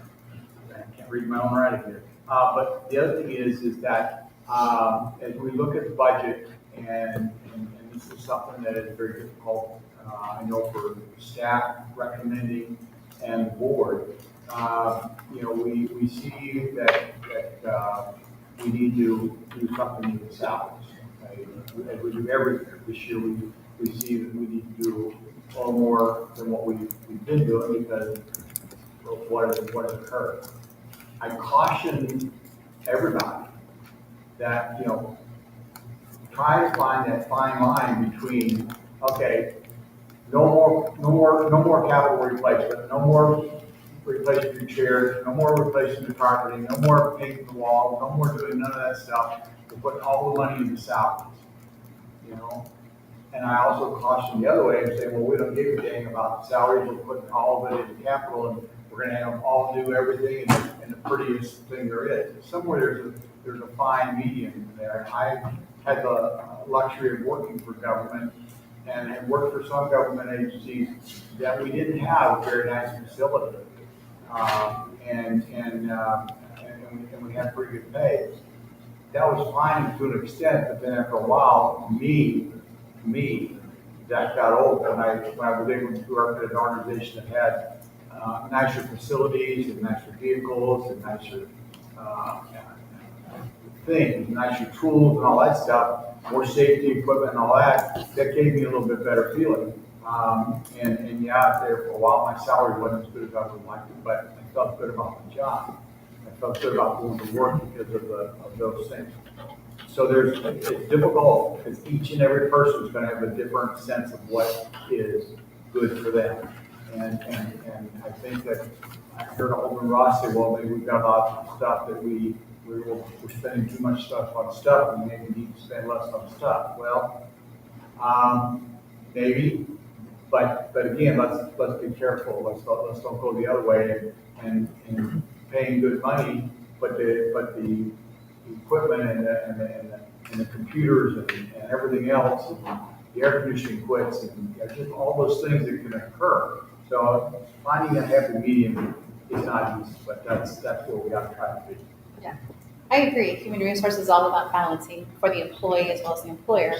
And it's trying to find that balance that is beneficial to both sides. Different levels. As well as, 4 or 5 years ago, I saw that the package pay compensation and benefits in the area, we are very competitive. And I feel that we have slipped over the last few years for a variety of different reasons that we have discussed. But balance is very important. But that balance comes from the elected body to tell us, staff, what to do. And I'll be glad to go back and do any modeling and give you information on how much it would cost to take that 2.5% and increase it, or just a variety of things. I just would like feedback from. Well, we can bring back a couple different levels. Sounds like to me that, that's kind of what the board would like to see. A couple of different, a little remodeling with a couple of different options, to close that gap. Do you think you can have that for tomorrow night's meeting or Thursday's Do meeting? you guys want to get paid? Tomorrow's payroll. Right. So maybe Let's I- say How about- Thursday. let's do Let's follow Thursday's up meeting. on We'll Thursday. do it. We'll plan on having that for Thursday's We'd meeting. like to Bob. get paid. Merit increases, I think they're great, and moving forward, yes, obviously, we can discuss merit. Those are basically across the board, the important things that we have to do. How do we bring those people that are under that minimum up to at least that number right now? Is it a lump sum pay increase? Or is it yeah. per person? Effective January 1. And has that been outlined, what percent here? That's included. So anybody that's below the minimum right now is automatically brought up to the minimum. Okay. And then through their merit increases and the premium, we're hoping that will address. And this budget supports everything we've talked about. So what we'll bring is different levels and how that affects the bottom line. So when you're talking about where's that balance, how it affects each fund, that's what I will show you too. But what you talked about has been, I guess I'm looking for, is you talked about it over 2 years. Now, is this gonna happen next year in the 2022 budget, or is there stuff in 2023 that you are wanting to have? And I realize none of you can guarantee that, but, you know. Repeat the same thing in 22, repeat the same guaranteed. I know you can't guarantee because you No, I can't, know. but the idea is that we're asking you repeat this same model at least for 22 and 23, see where we end up. What does 24 look like? Okay. Close the conversation. Yeah. Yeah, okay. I was just trying to understand. At one time, I thought you were saying that this is a 2-year program, but you wouldn't. Okay, I understand that. Tyler, Cindy, on the 2.5% premium merit, does that apply to all 4 quartiles? Yes. And all 4 performance levels? No, it would, just the 3. Not the bottom- 0. The bottom one is 0, they're at risk, they don't get any percent, they are in a performance improvement plan at that rate, but it would, the 2.5% is provided equally across the board, depending on, it doesn't depend on the quartile or the rating. Thank you. yes, Richard. So, a couple of suggestions from that, but always standpoint, how to figure out how to quantify this. Okay, so first of all, if we could talk on to something possibly, and that is, the issues with certain grade levels, okay? So if we could see some, without giving up any confidential information, how many people are, more than, for example, more than 10% below the midpoint per grade level? And then also look at possibly, I don't know how hard this is, so the turnover amongst those grade levels, okay? And then the only other thing that I would suggest is I'm going to call this an inverted bell curve. This is a 4 that you put in here. Okay, but if we can see something, whatever you recommend, Cindy, or maybe with the personnel consultant, how do we get that to be a normal bell curve of what 80% between plus 10 and minus 10, or plus 10 or plus 20 and minus 20? Because that would seem to be like a more sensible methodology or endpoint to try to strive for. What does that cost? And the last thing I would ask is, how much did it cost to do what we did this year with the pay structure compared to what we've done in previous years where we just did sections of the pay? You don't have to control. Okay, so basically we spend between $4,000 and $5,000 a year to do the, have them review it and then do a fifth of the jobs. This year, he held our price extremely low and it just cost us $12,000. Plus an additional cost for him to zoom in. So I budgeted at least $14,000 for that. This may be a better discussion when we can give the resources in your budget, but I'm not convinced we should do this again next year and see how we progress, because the market's moving a lot. He left that window open and he told Cindy and I that. He said, this is the most the market, whether you're talking about workforce or other economic factors. Well, just like he said Thursday, in his 25 years, he said, we have had more happen in the last 12 months for sure than has happened in the last 2 decades. Not knowing what 2020 looks like, he kept that window open. And we're like, we don't have to make that decision right now. We can, but absolutely. Anything else? All right, Cindy, does that kind of give you some direction to? Yeah. All right. Very good. Okay, so moving forward. The budget also includes additional staffing needs. The 2022 budget includes the addition of 5 full-time positions, 2 part-time positions, and 1 internal change. When determining staffing needs, the department managers went through the following process. We identified the need, we considered the current workload, prioritization of the department duties, we defined the duties, we reviewed data, working hours of current staff, quality issues, increase in duties, what's changed in that environment. Then lastly, we considered the current impact on the current department employees and the consequences of not adding new staff. So we've budgeted an airport technician for part-time and bringing back the building inspector that we didn't bring back in 2020. There is an economic development specialist in the budget this year. I've added human resources is going to be sharing the accounts payable payroll clerk with a 50-50 with the city treasurer's office this year. An additional full-time parks technician position, public works technician part-time. I know it's budgeted split between the transportation, the sewer, and the water departments. And then a look at our sewer department and adding a superintendent and a sewer technician. So I'm going to turn it over to the individual department managers and let them kind of discuss their staffing needs for those departments. Kevin, you want to talk on? Thank you. So the sewer superintendent is born out of just the kind of acknowledgement of the size and scope, infrastructure that our sewer system contains.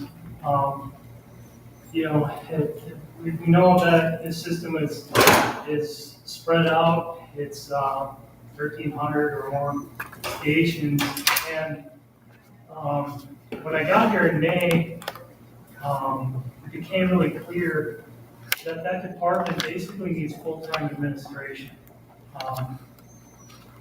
If that doesn't get done, let me just tell you the way it is now. Most of my day, to be honest with you, is being a sewer superintendent.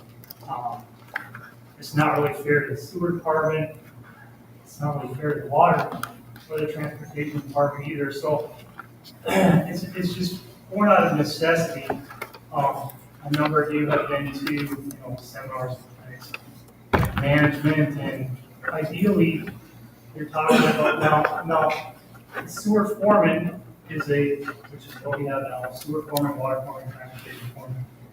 They are field supervisors, and I can tell you none of them are in the office very often. In light of that, the administration that is necessary for a sewer system of this size, more or less falls back on me, and that's okay. I'm filling in as best as I can. But I think that to have this be effective, to have the maintenance done effectively, to be able to do, to manage public works, to manage GIS, to manage the 9 people, possibly potentially 10 people, can never get them filled. A field supervisor can't do that effectively. It has to be more top-down than that. I've spent a number of days, hours with Caleb. His phone rings nonstop. He'll be up to his waist in mud in a ditch, and his phone will still continue to ring because he's the go-to, right, for all of these 9 people. And we need more bench than that for this department. We need more layers. We need a field supervisor, and then we need an administrator. And he can spend more time than I have on his department and give it due diligence. It's not being done effectively, honestly. Seeing what was done in the past, and I can tell you that wasn't working either. So it's just, again, born out of the acknowledgement of the size and scope, the number of personnel in that department. For it to be managed effectively, it needs full-time admin. I'm not thinking I can do it. Otherwise, that's pretty much all I can do, frankly. Kevin, at the current employee employment levels, so we've got 7 techs right now. How many stations, if you break it up, how many stations are they? So, if you divide our stations up per man, every person on staff is responsible for 184 stations. That's on a yearly basis, right? And how much time are we spending right now on reactive versus proactive? I would say half of it, honestly, 50 to 60% of that time is taken away with just reactive maintenance. So in a perfect world, it'd be 184, you could maybe get 5-6 stations done a day, maybe work through that, but honestly, you could divide that by half because the reactive maintenance comes Saturday, Sunday, Monday, doesn't end, so because we're not over that weight, we're not over that bell curve, we're not getting our tails kicked from the reactive maintenance deal, so half the vehicles. So I just wanted to make sure that we highlighted that, because if you got your staff and they're spending 50 to 60% of their day just dealing with service calls, trying to make sure that they are handling the reactive part of the job, then they only have 50% of their time or less to do the proactive stuff, to visit all these stations. And frankly, our goal is that you want to visit every station at least once a year. So if we've got 1,300 stations, and right now that's split up at 185 for each of your techs, it's impossible. It's just not possible. So I just wanted to make sure I highlighted that. Yes, Richard. So I guess I'd say a couple of 3 things. My perception is that we're more staffed than we have been, but we're less tenured than we've ever been. Is that fair statement? Yeah, that's correct. So, I thought we had 8 technicians, that would take months for 8 technicians. Is that not correct? You have an 8-person department, you have your foreman, And 7 technicians. Okay. And so my challenge with saying that we need another technician is that we haven't demonstrated, we haven't got to a point that we have a somewhat trained, tenured staff to know what they can do. Okay? Within 3 or 4 months of this time last year, we only had 2 or 3 people, okay, including the supervisor. Okay? The second thing I'm curious about is, what do you mean by the administration of the sewer department? Because I don't know that I understand. Well, I know that Mr. Ross, If I could, let me try to fill that in a little bit. The sewer superintendent, in such an extreme circumstance with 7 people, I'm not sure why he's down in the budget in the first place. But that may be because of tenure, capacity, and, and their ability to be, done this before several times, so he doesn't have to be down in there. And oh, by the way, once they get that way, they won't be calling him, okay?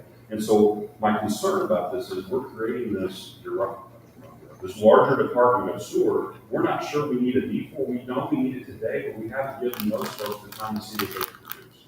Go ahead. well, you hit the nail on the head as far as the current sewer lead. He leads by example, which is great for a field supervisor. He has the most experience with everyone on staff, and mind you, that's about 5 years. He's it. He's one of the most experienced. And you're right, it's a green crew for sure. However, I've been doing this about 28, 30 years. I know the speed in which they can go. It won't exponentially change with experience. It will exponentially change with frequency, meaning how many times they've been to the site, they found the site, you might remember it next time, next month, next year. There's a lot of that. In fact, we're going through that right now. An example, I've had a guy walk around the station in the woods for 10 minutes. He couldn't even find it because the soil were growing with weeds. Once he found it, it's like, oh, okay, took bloppers and cut it all down. So it comes back in 2 months, now at least they can find it. So the frequency will speed up that process, but not so that it doesn't have as much to do with training per se. Again, because I've been doing this a long time, and that isn't going to get much faster. We're very, very spread out. We're obviously, we know we've got a ton of different stations. In terms of, again, the management itself, so I know you're a big proponent of public works. The current sewer foreman doesn't even have time to validate the service request in public works on a daily basis, because as soon as he meets, he gets the damage report from the night before, he dispatches people out, they call him out because they don't know what's going on or they need help. They pile up. I hit him up the other day, I go, when was the last time you went to your work? Service requests become work orders in public works. And he had 38 of them sitting there, 38 of them. He's like, oh. He doesn't, these are the things that have to happen on a daily basis. Also, like, coding bills, like, if you look at an Ameren bill, and you notice that this one account is $9 a month every month, is that station active? Is there even anyone on that? And we think we found 9 of those now. But those are the kind of deep dive stuff that I can't really do because I don't have the time. This, again, tens of millions of dollars in infrastructure, right? Vastly complicated systems that are hydraulic, they're electrical, there's site, there's landscaping. I'd like to think I'm Superman, I can't do that. I can't do that in a water department, in a transportation department, to the level that it needs to be done. It's just simply acknowledgement that the model doesn't work the way it's constructed right now. And I can tell you the model didn't work in the past. It did. I can give you examples that make your head spin. The news isn't good. Every time you turn over a rock, there's more that are coming. But for some degree, we did have a model like that before. We just Well, look at it. Can I add something? Sure. So, as you know, we had major turnover with tenured people in the sewer department. There was reasons for that. We still weren't maintaining our system. We didn't have a maintenance plan in place. Therefore, on the risk management side, we are seeing an increase in sewer backup claims and a lot of different other claims because of that. But we did have a turnover, and that turnover was because of the on-call. We weren't maintaining our system. Our on-calls were increasing or high, and employees aren't going to do that. So we were not doing it what we needed to do on maintaining our system when we did have a fully staffed 7 experienced technicians at that time. We Not maintaining our system didn't happen overnight. It wasn't the fault of 2 years crew. It could have been building right. 10 years. So basically, the current management with Kevin is trying to focus on getting us to where we can have a maintenance plan in place. And we can't even put a maintenance plan in place to hand out to a plant adjuster or anything like that until we have identified the needs of all the stations that we have. Like he was talking about, I mean, we don't even know where some of them are located. We have to take time to do that. We have to put a major focus on maintaining our system on a regular basis. If we maintain our system on a regular basis and we have a maintenance plan in place, and we say we're going to do this, we've documented it and we've followed through, our liability decreases tremendously on what we have in claims and stuff. First thing a claims adjuster asks me is, what's your maintenance plan? Well, I don't disagree. I think that that's the challenge that I have. I don't know whether we really, I'm not here to decide whether we get technicians, superintendent, or 5 technicians to be superintendents. But I think we have the data to demonstrate that, and we're not getting that. Yeah. We had this conversation like the other night. And so I see that. So we should know that to be quite honest, we should know that we have X number of calls a year. Okay? We should know that we have X number of stations and they need to be maintained, and that takes X number of calls a year, and that takes how many hours. And the model can be easily put together, but it's not being done. And so all I would ask is that we find a way to use the science and the resource that we have available to work to demonstrate that. If we have 5, if the sewer technician do on average 3 a day, and we have 5 a day that need to be done, okay. All right, that makes sense. No problem with me at all. Okay. But what I'm hearing is that we're just not, we're in infancy stage. We're not in conception stage. We're in infancy stage of running a good department. Okay, and it's always hard in infancy stage. So demonstrate it. Okay? You've got resources open, and I'll just leave it at that until the departments go. And I understand what you're saying. However, I do feel that there is a demonstration on the need of a technician because of the lack of the maintenance that we have had in the department, and the lack of ability and the pressure that's put on the employees that are working in that department. And we've had such a high turnover because of that reason. And the reason in the exit interviews is because of the demands of that department and the on-call schedule and everything for that department. The reason the on-call schedule and the number of calls that they get is because of the lack of maintenance to the system. we maintain that system, the on-calls will go down and it'll decrease. But until we get that in place, which we haven't done for the last 7, 8, 10 years, it didn't happen in the last 2 years. I don't feel that, I feel that this is important. If you look at Lake Ozark, I think their men are 100 stations. Camdenton, it's 1 for every 35 stations. So we have a very large infrastructure in place that is aged, that we have neglected, and that we need to address. And we need to decide that we need to address it and put the resources, infrastructure, and manpower behind that. We may very well do that. I'm just telling you, I don't believe the metrics are the right metrics. We know, we got enough history, you know, how many sewer calls, don't know whether we kept track of it. We should have the ability for the last 2 or 3 years, how many sewer calls we have, we should know what that We is. have, just for us, we have all that. Okay. Well, then, use that to show, okay? In my That's mind, not how- really the problem, sir, that's not the issue. Maintaining data, we have reams of data, it doesn't get any work done. I don't need reams of data, I mean, I don't either. if I, we'll stop, go ahead. I'm done. Didn't mean to interrupt, No, I'm but done. the narrative of this isn't collecting data, it isn't whether we're doing work or not. It's totally administration of this monster that was created. And by monster, I mean the size, again, the size and scope of the sewer system is well beyond the capability. If all 9 technicians were seasoned veterans, they're still not gonna ever keep up in a way that's not pretending to maintain this system, but actually maintaining it. And to do that, you can't.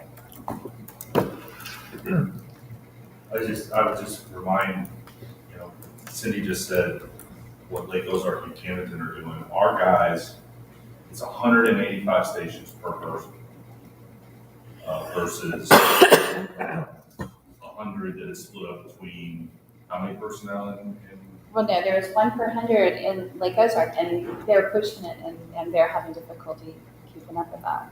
There's 1 person for every 35 in Camdenton. And yes, public works is important. Yes, that data is in there. Making sure that data is accurate, making sure that data is updated on a regular basis takes administration. And when you have even your sewer foreman spending more than half of his day out in the field, it's just not something that can happen with an 8-man staff. You've got to expand it in order to get caught up, in order to get to a point where we can manage that data accurately, daily, weekly, monthly, yearly. You have to have the staff to do that. I think what Richard's trying to say is it based on the information that you have right now, do you have the capability to do a forecast to justify your need for the additional workforce? Now, the situation may be that actually until you get, a better workforce to produce the total amount of work and to see what each person truly can be capable of, you're talking about using a superintendent also as like your field foreman. Like They're going to be out in the field also, are they not? No, sir. You're not going to use, they will not be out in the field at all? Only my guidance, sir, where I'm Right. called out in an emergency, Right. and I'll show up. Okay. But that person should be dedicated to getting quotes, doing planning, developing maintenance, schedules, evaluating, QCing work orders, answering calls, things of that nature, and there's more than 8 hours. a So day. that superintendent will actually do what Richard is hoping that you can justify right now, that you don't have those facts or possible capabilities just with the data that might be available to you in Yes, Public sir, Works? Richard's point, so we're getting all that data, but we're not good at generating the reports. So we're accumulating all this data, but we're not consuming it, we're not putting it into workable plans, we're Right. not putting it, and it's just every day there's 7 more work orders, and the next day following is the same thing, and the next week. But I don't have time to drill down and make sense any of that aggregate data, I don't. And Caleb never will, which is, there's gotta be a middle the middle manager in between the field supervisor and myself to make sense of any of that, in any hope of making any sense of that. And then again, for developing those long-term strategic plans as well. I mean, I understand potentially the hesitation here, but to give an example, we've been pushing on this project to at least get an inventory of missing pumps. We're half done, and we found 90 pumps that are just not working. That will amount to about $750,000. Now we're half done. That's the system. That is the monster I'm referring to. You can't, you don't have the ability to get your arms around it to do your forecasting without having the additional workforce to do the work and then do the evaluation Yes, sir. from that. Okay. And I preface it by saying I'm 2 people short due to personnel issues, which is not helping at all. That'll resolve itself, but it's a struggle. Okay. All right, any other questions? Yes. The data would be great, that you would have a report that would be printed out that would say, you know, how many hours a day that employee A, B, and C, and D are working on repair, and how many hours a day they're working on preventive maintenance and all that. That would be great to have. It's an ongoing thing. I do understand we have a system that has not been used for a number of years by prior employees. That's a thing that has not occurred, and unfortunately, it is what it is. So with that being said, I rely the next thing on is just good old management people that manage people and see and watch and look and know what's what and make those decisions based on what their history is, and that's what I rely upon you for. And I wish you had the computer data to support what you're requesting, but we don't. And I rely upon your expertise in that area and take that recommendation and fully support it. Also, we have to understand that we used to have another level of supervision in that building down there that we don't have now. So we also did have another level of supervision that was capable of doing that. So there's some supervisory hours that we have lost down there that we don't have now. So that to me was concerning all along as we relooked at things of what are we going to do with the public works, the supervisors, and all, just the whole structure down there, and not knowing where we were going to go and where we were going to land. And I remember that discussion was, let's get somebody on board down there and let's try to make some going. decisions. Somebody knows what they're doing to help us. And we have, and I think you do a good job, and you come back with a recommendation, and I can support it. Thank you. Anything else? Yes, Phyllis.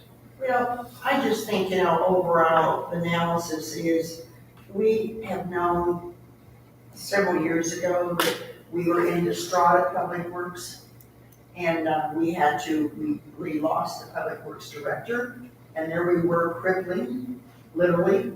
And then Michael went in and to pick up some pieces, and he did a marvelous job.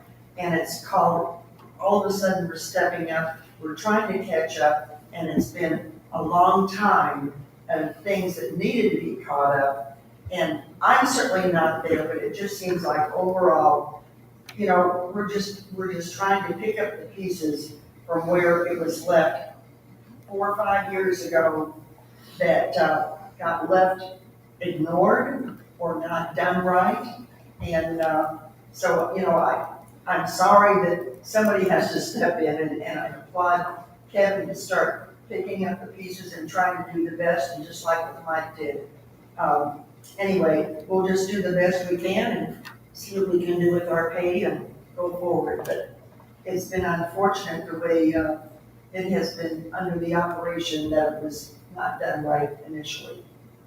Anything else before we move on? That's it. I have one real quick comment, if you don't mind. Sure. So, first of all, I'm glad Kevin's here, and I don't want anyone to think that I don't trust what Kevin's doing, because I think Kevin's a breath of fresh air, and his energy and knowledge is great, okay? But I do feel like that we gave that department resources 3 years ago at least, and I don't believe we're using them. I'll just say it that way. But most importantly, I guess my question is, does the sewer superintendent only have one person reporting to them? That's the way I read the org chart. I'm not sure. That is how I created the org, Always. well, that's how I created the org chart based on the requests had this. Kevin, you've got sewer superintendent, sewer foreman, and then the guys under the foreman. So anytime If that I is see- incorrect, then I need to know too, but that was the assumed chain of command. Yeah, he's, all the sewer department reports to him. So, okay, so that's what I'm trying to Yes. gather. Anytime I see a supervisor managing a supervisor, No, that looks top heavy, and that's what the org chart shows, and that's okay. I get Well, that. if that So my wasn't the question intent, then I have to get is with the sewer Kevin. super, so who's writing the performance appraisals? The sewer superintendent writing the performance appraisals or in conjunction with the sewer foreman and the technicians? Or is he just writing the performance appraisal of the sewer foreman? the sewer superintendent would, being that he is over the foreman, would look at the foreman for consulting, but he's doing all the reviews for the entire department, The superintendent. the superintendent. All right, anything else? Kevin, you want to explain the public works technician, the part-time? Or does anybody have any question on that? Yeah, it's simply, we have a great demand for basically a split water and transportation part-timer. We have a number of things within the shop we would like to do. Whether or not we get that filled or not is debatable, but there's a number of things within the shop we would like to do that we don't have time to do. A lot of these things are landscaping based, beautification based, light maintenance on sites that are both water and sewer. Now, having said that, we have definitely stepped up the inmate program. They are doing a hang-up job and doing a lot of things, but there's also things within the well houses like well painting. I'm not going to put a group like that inside the wells. I'm not going to put them, on site without. They obviously have to be supervised by a trained handler, if you will. So there's a number of things that we would like to do that are semi-skilled. That would, in this seasonal, would be a split between water and sewer for those semi-skilled jobs, and then potentially maybe we can get that person trained enough and get them interested, and then actually have that be like a farm team. We're actually, moving them in full time. It's kind of a bench, if you will, possible. We haven't had great success so far, but I think Cindy's making inroads in pricing that attractively enough that we could maybe get a candidate in there, do that kind of work. And Cindy, am I right in saying that's been budgeted in the past, it just was not posted, would I be correct in saying? Yeah, he just held off. Rob had elected to hold off for a while to see what the offender program would do. So, Any questions? All right. Do you all want to actually go through each one of these, or would you all prefer to do this when we talk about the departments? Board? I'd rather do it when we talk about the department. Okay. All right, that's kind of what I'm thinking. All right. all right, so we're going to go on to benefits. You'll notice that there is a change in the holiday pay percentage. Due to how the holidays fell in 2021, we had 13 holidays. We have 11 approved holidays by ordinance, but when a holiday falls on Thursday, that by ordinance, we have that Friday off as holiday as well. And also the January 1st holiday is actually observed on December 31st this year. So it is going to be in the 2021 budget versus the 2022 budget. So 2021, we have 13 holidays budgeted. 2022, there's 10 holidays budgeted for that reason. The other thing that is a difference here is last year, remember we talked about the budget that I had presented was based on our current policy, our holiday policy, where the law enforcement would get 8.5 hours versus the 12 hours. That was not received well, so we kept that the same. This year's budget has increased the holiday hours for the other departments to make it fair and equitable citywide to all positions that are working those hours, the shifts. So I budgeted 12 hours for the 911 staff versus having 8 hours holiday pay. Airports, depending on the time of year, they work 8 or 10 hours, so I budgeted according to that where the holiday falls. And then for EMS, I moved it up to 12 hours as well. So police is still kept at the 12 hours, the shifts that they work. The policy basically is going to be changed if that is what you want to reflect the practice that we're doing. Are there any questions on that? Health insurance, the contribution increased 1.5% in 2021. The current 2022 budget is budgeted a 5% increase in 2022. The meeting that I was at last year and set in on, it looks like the 5% or less will be okay. Also in the budget this year, and we'll talk more about it when I do mine, is the Wellness Incentive Program of WOWSA is that we've had it for years, is transferred over to Motivate Me. I will not have to do the actual legwork and details of all of that. It's going to be, it's electronic, and all the employees will have access to it through their My Cigna account and the funding there, so we'll talk a little bit more about that. Dental and vision, there was no increase in 2021. There hasn't been for a few years. I did budgeted a 5% increase in 2022. Group life on short-term disability increased 10%. I have plans in January to go out for a supplemental provider is American Fidelity. They also handle our group life and short-term disability. So every year they go out and look at, get us quotes on what we can do. This year I told them to hold off. I plan on changing that to make sure that we are providing the best possible supplemental policies to employees that they pay for. And we haven't looked at that for about 10 years. American Fidelity has done an outstanding job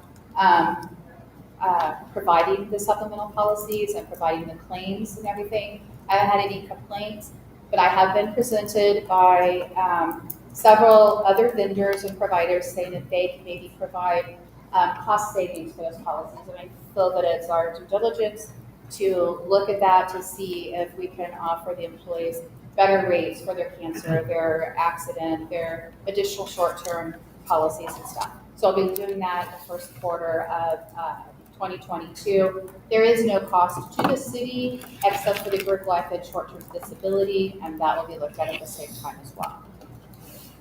Retirement, there has been no change. Workers' compensation, our 2021 experience mod dropped 5% from 0.76 to 0.72. That is a new city low. And then also the 2020 audit that we completed, we did get a refund back of $28,313, which is significantly higher than anything we've ever done.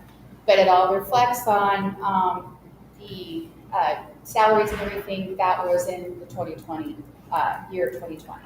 So basically, when I did a forecast on salaries and everything back in early 2020, I didn't know anything about COVID and all the variety of things that we were going to go through.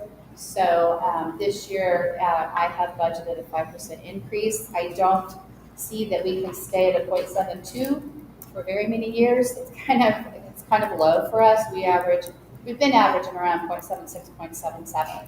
But 0.72 is a very good mod. I'm hoping that we can stay there. Property and liability, I don't have in there, but I budgeted a 5% increase as well. So that is all I have right now. Do you have any questions? Yes, Kevin.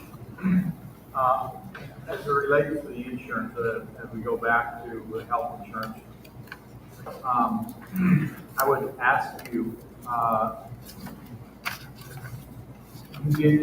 premiums are based on July rules, right? On all the different Yes. ones they have. When will you know what those rates are? March? Yeah, I should know in March, yes. I would ask you to please present the new rates to the board. Okay. Because, to be very honest, I was not happy what occurred to us a couple years ago when we found out that we had a big increase in July and we didn't find out until November. Okay. And so I'd like to know where we're at as far as the increase. Is it more than you budgeted or is it less than you budgeted? Okay. So we have an idea on what that is. Also, on the dental and vision, personally, the dental I self-insure, even though all the years that I was able to, and I paid for it, okay, and vision, I didn't. And so I just asked you to take a look at that, of us self-insuring that, of the dental or the vision, or both. That's something we can look forward at or look at. Those usages are generally not that great, and with organization side fires, I'm just wondering if there's a feasibility of us self-insuring those programs, and if we don't jump into both of them at the same time, we jump into one and then the other, but I think that's something we should be able to see if it is, and you probably can't, I don't expect that done by Thursday, okay? Thank you. But I think we just should look forward to fiduciary responsibility to be able to say, yeah, we looked at it and it's not worth it already. Okay. And same with the work comp as far as the rate increase or whatever, and property and casualty as far as whatever those increases are. I'd like to know shortly after you know, rather than waiting, until further into the year. The good news is, Kevin, with our new budget ordinance, Cindy would have to be looking at that if it was over or under, because it's a different timeliness of budget amendments. So. Yes, Richard. One quick comment, I remember 3 or 4 years ago, this work comp, and how it was going the wrong way, whether it was Schneider, whatever, and applaud Cindy, department managers, all the staff, to have a new city lows. It's great. And so the progress there has been excellent, and I want to make sure everybody hears that that's at least my perspective, so nice. Anything else on personnel? Seeing none, before we move on to the next item, which is O&M, why don't we take a 5-minute break? Throw away my evidence that you need Yeah. taken out. Yeah. This is not my diet, What I don't Michael. understand is you kept That pushing, wasn't mine that I put yeah, over there. you keep pushing that stuff I know. over here, and And then I all keep of a sudden eating it. it was all eaten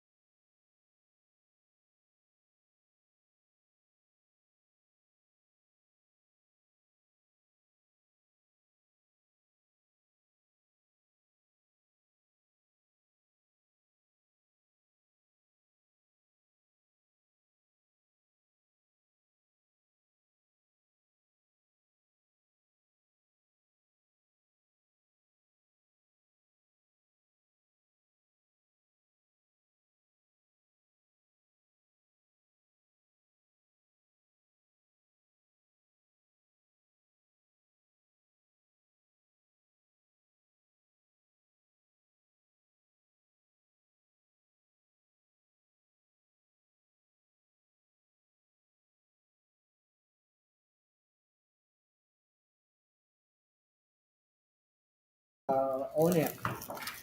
So on page 12 is a summary of the whole city's operation and maintenance, the O&M section.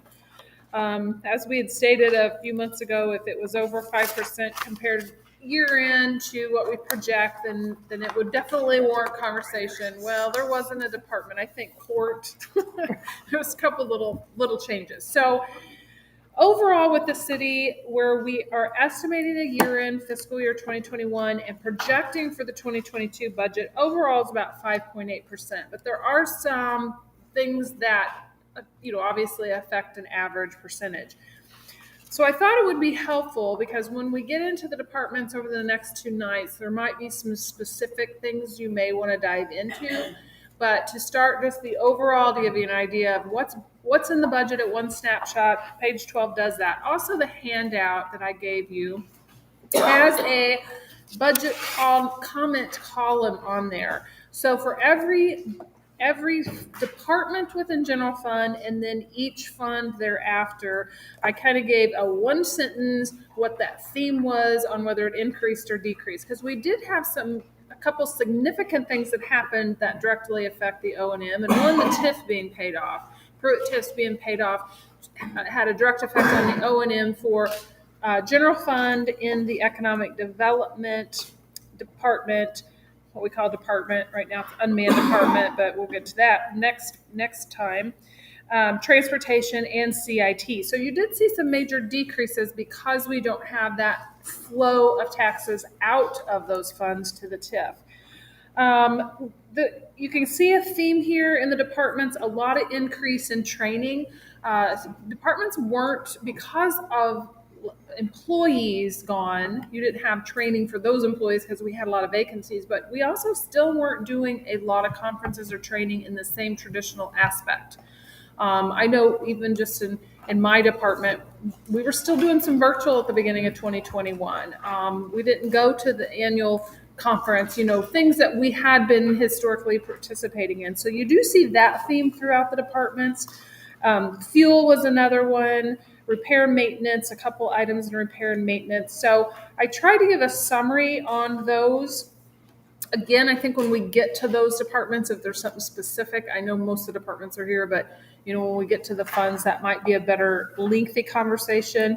But this should give you an idea of what overall questions you may have, and give you an idea come tomorrow night and Thursday what you may or may not want to ask for. The other one I want to point out, transportation, and I know this will be gone through specifically at the night of transportation, but another big effect in transportation fund that does naturally go up and down is some of those, what we would think would all be capital projects, are really an O&M because they're repair and maintenance, and that's sealing, overlaying, and striping.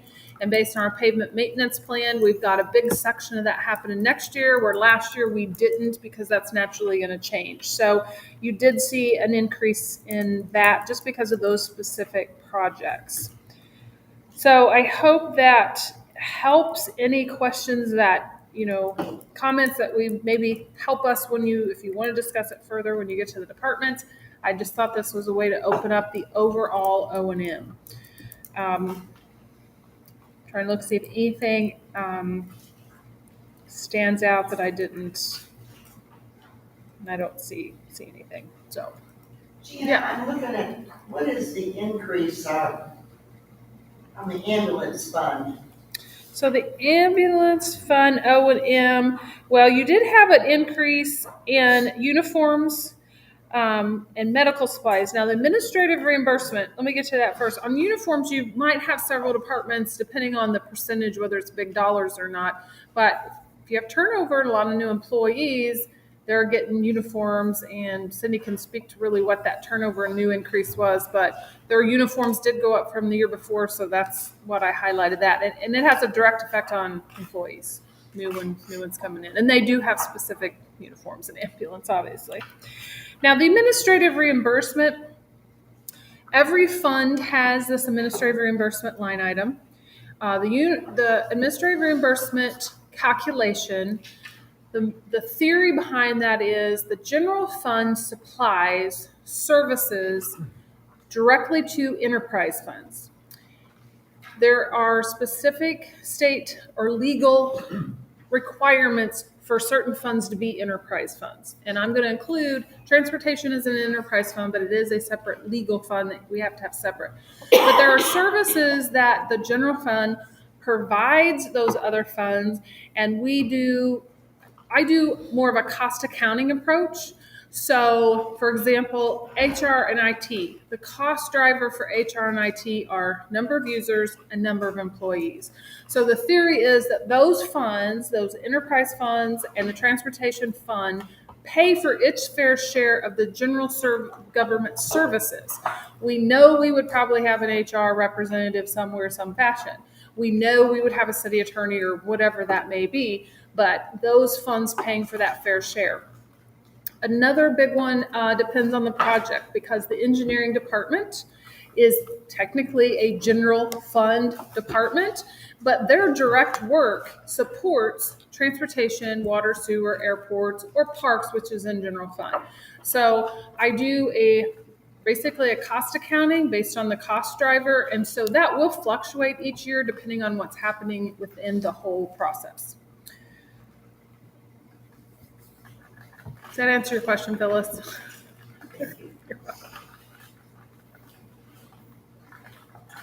Any other questions, The only Richard? question I have is the $800,000 transportation fund. It's- Considered O&M. Yeah. There's an asphalt overlay, of course, the storage seal. We'll probably talk about the storage seal another time, but what's the asphalt overlays, what we maybe it's here now, but for visibility towards what that is? Well, when we talk about transportation, I'll make sure the departments do bring what that list is, because I know that based on the pavement maintenance plan, they have like what road groups and what it is. But we'll definitely get that in more detail. We'll kind of tag team that piece of this O&M with capital. Will be the best way to do that. Anything else?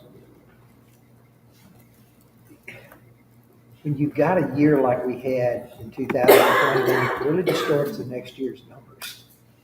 So when you start, taking a look at, what those impacts were, it's hard to, compare apples and oranges.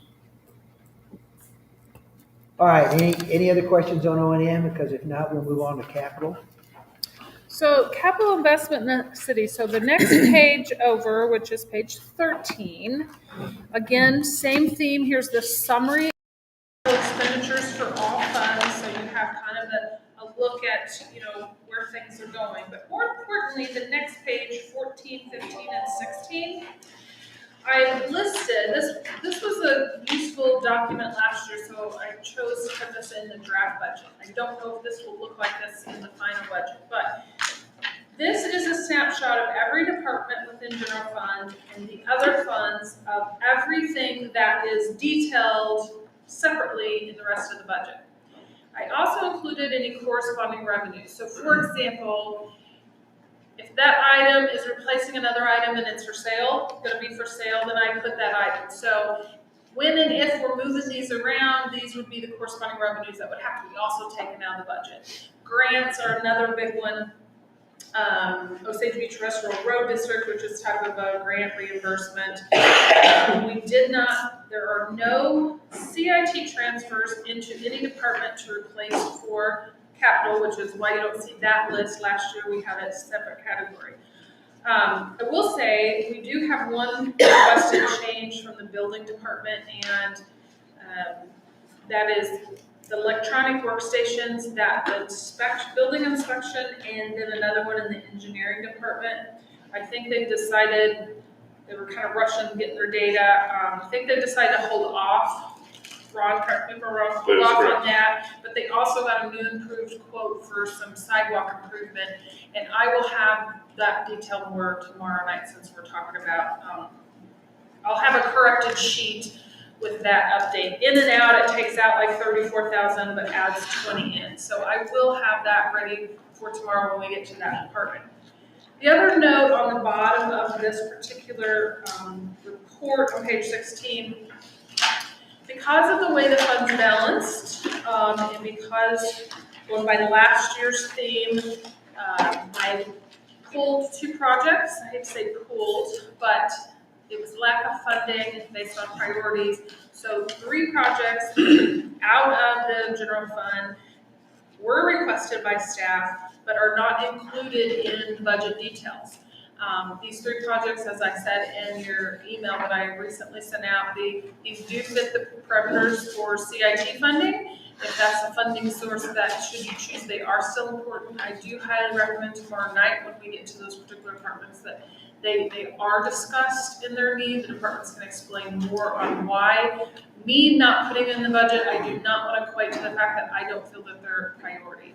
I just, based on feedback last year when I presented the budget, that, reserves was a priority and no use of CIT may or may not be a priority for general fund. So I don't put it in there, but it's not that I don't think they warrant some serious conversation directly from the departments to the board to consider how to fund those and what the plan would be, because they are three projects, one of which has been discussed off and on for a couple years, and then both parks. So I know we can get into more of the details when we get to those departments, but I wanted you to understand what those are. Any questions on cap? I guess if we do, we wait till the concept. Yeah, I wanted you to understand what the Because form I have some, meant, but I want to wait, Yeah. we'll wait till that department. what the form meant, what that corresponding revenue meant, how that fit into the budget in preparation for detailed conversations over the next 2 nights. If there's any general conversation that you might want to have related to capital, as opposed to individual, certainly do that at this time, Richard. So I guess I would just say this, that one, I am very skeptical that we should be adding purchasing any capital that isn't a replacement for something existing.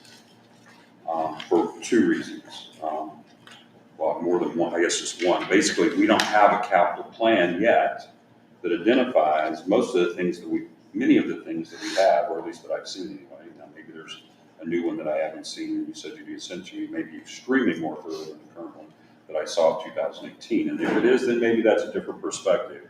But I think we need to be very cautious because we're not sure, or anywhere close to sure, that our reserves are able to fund the capital that we currently have for replacement.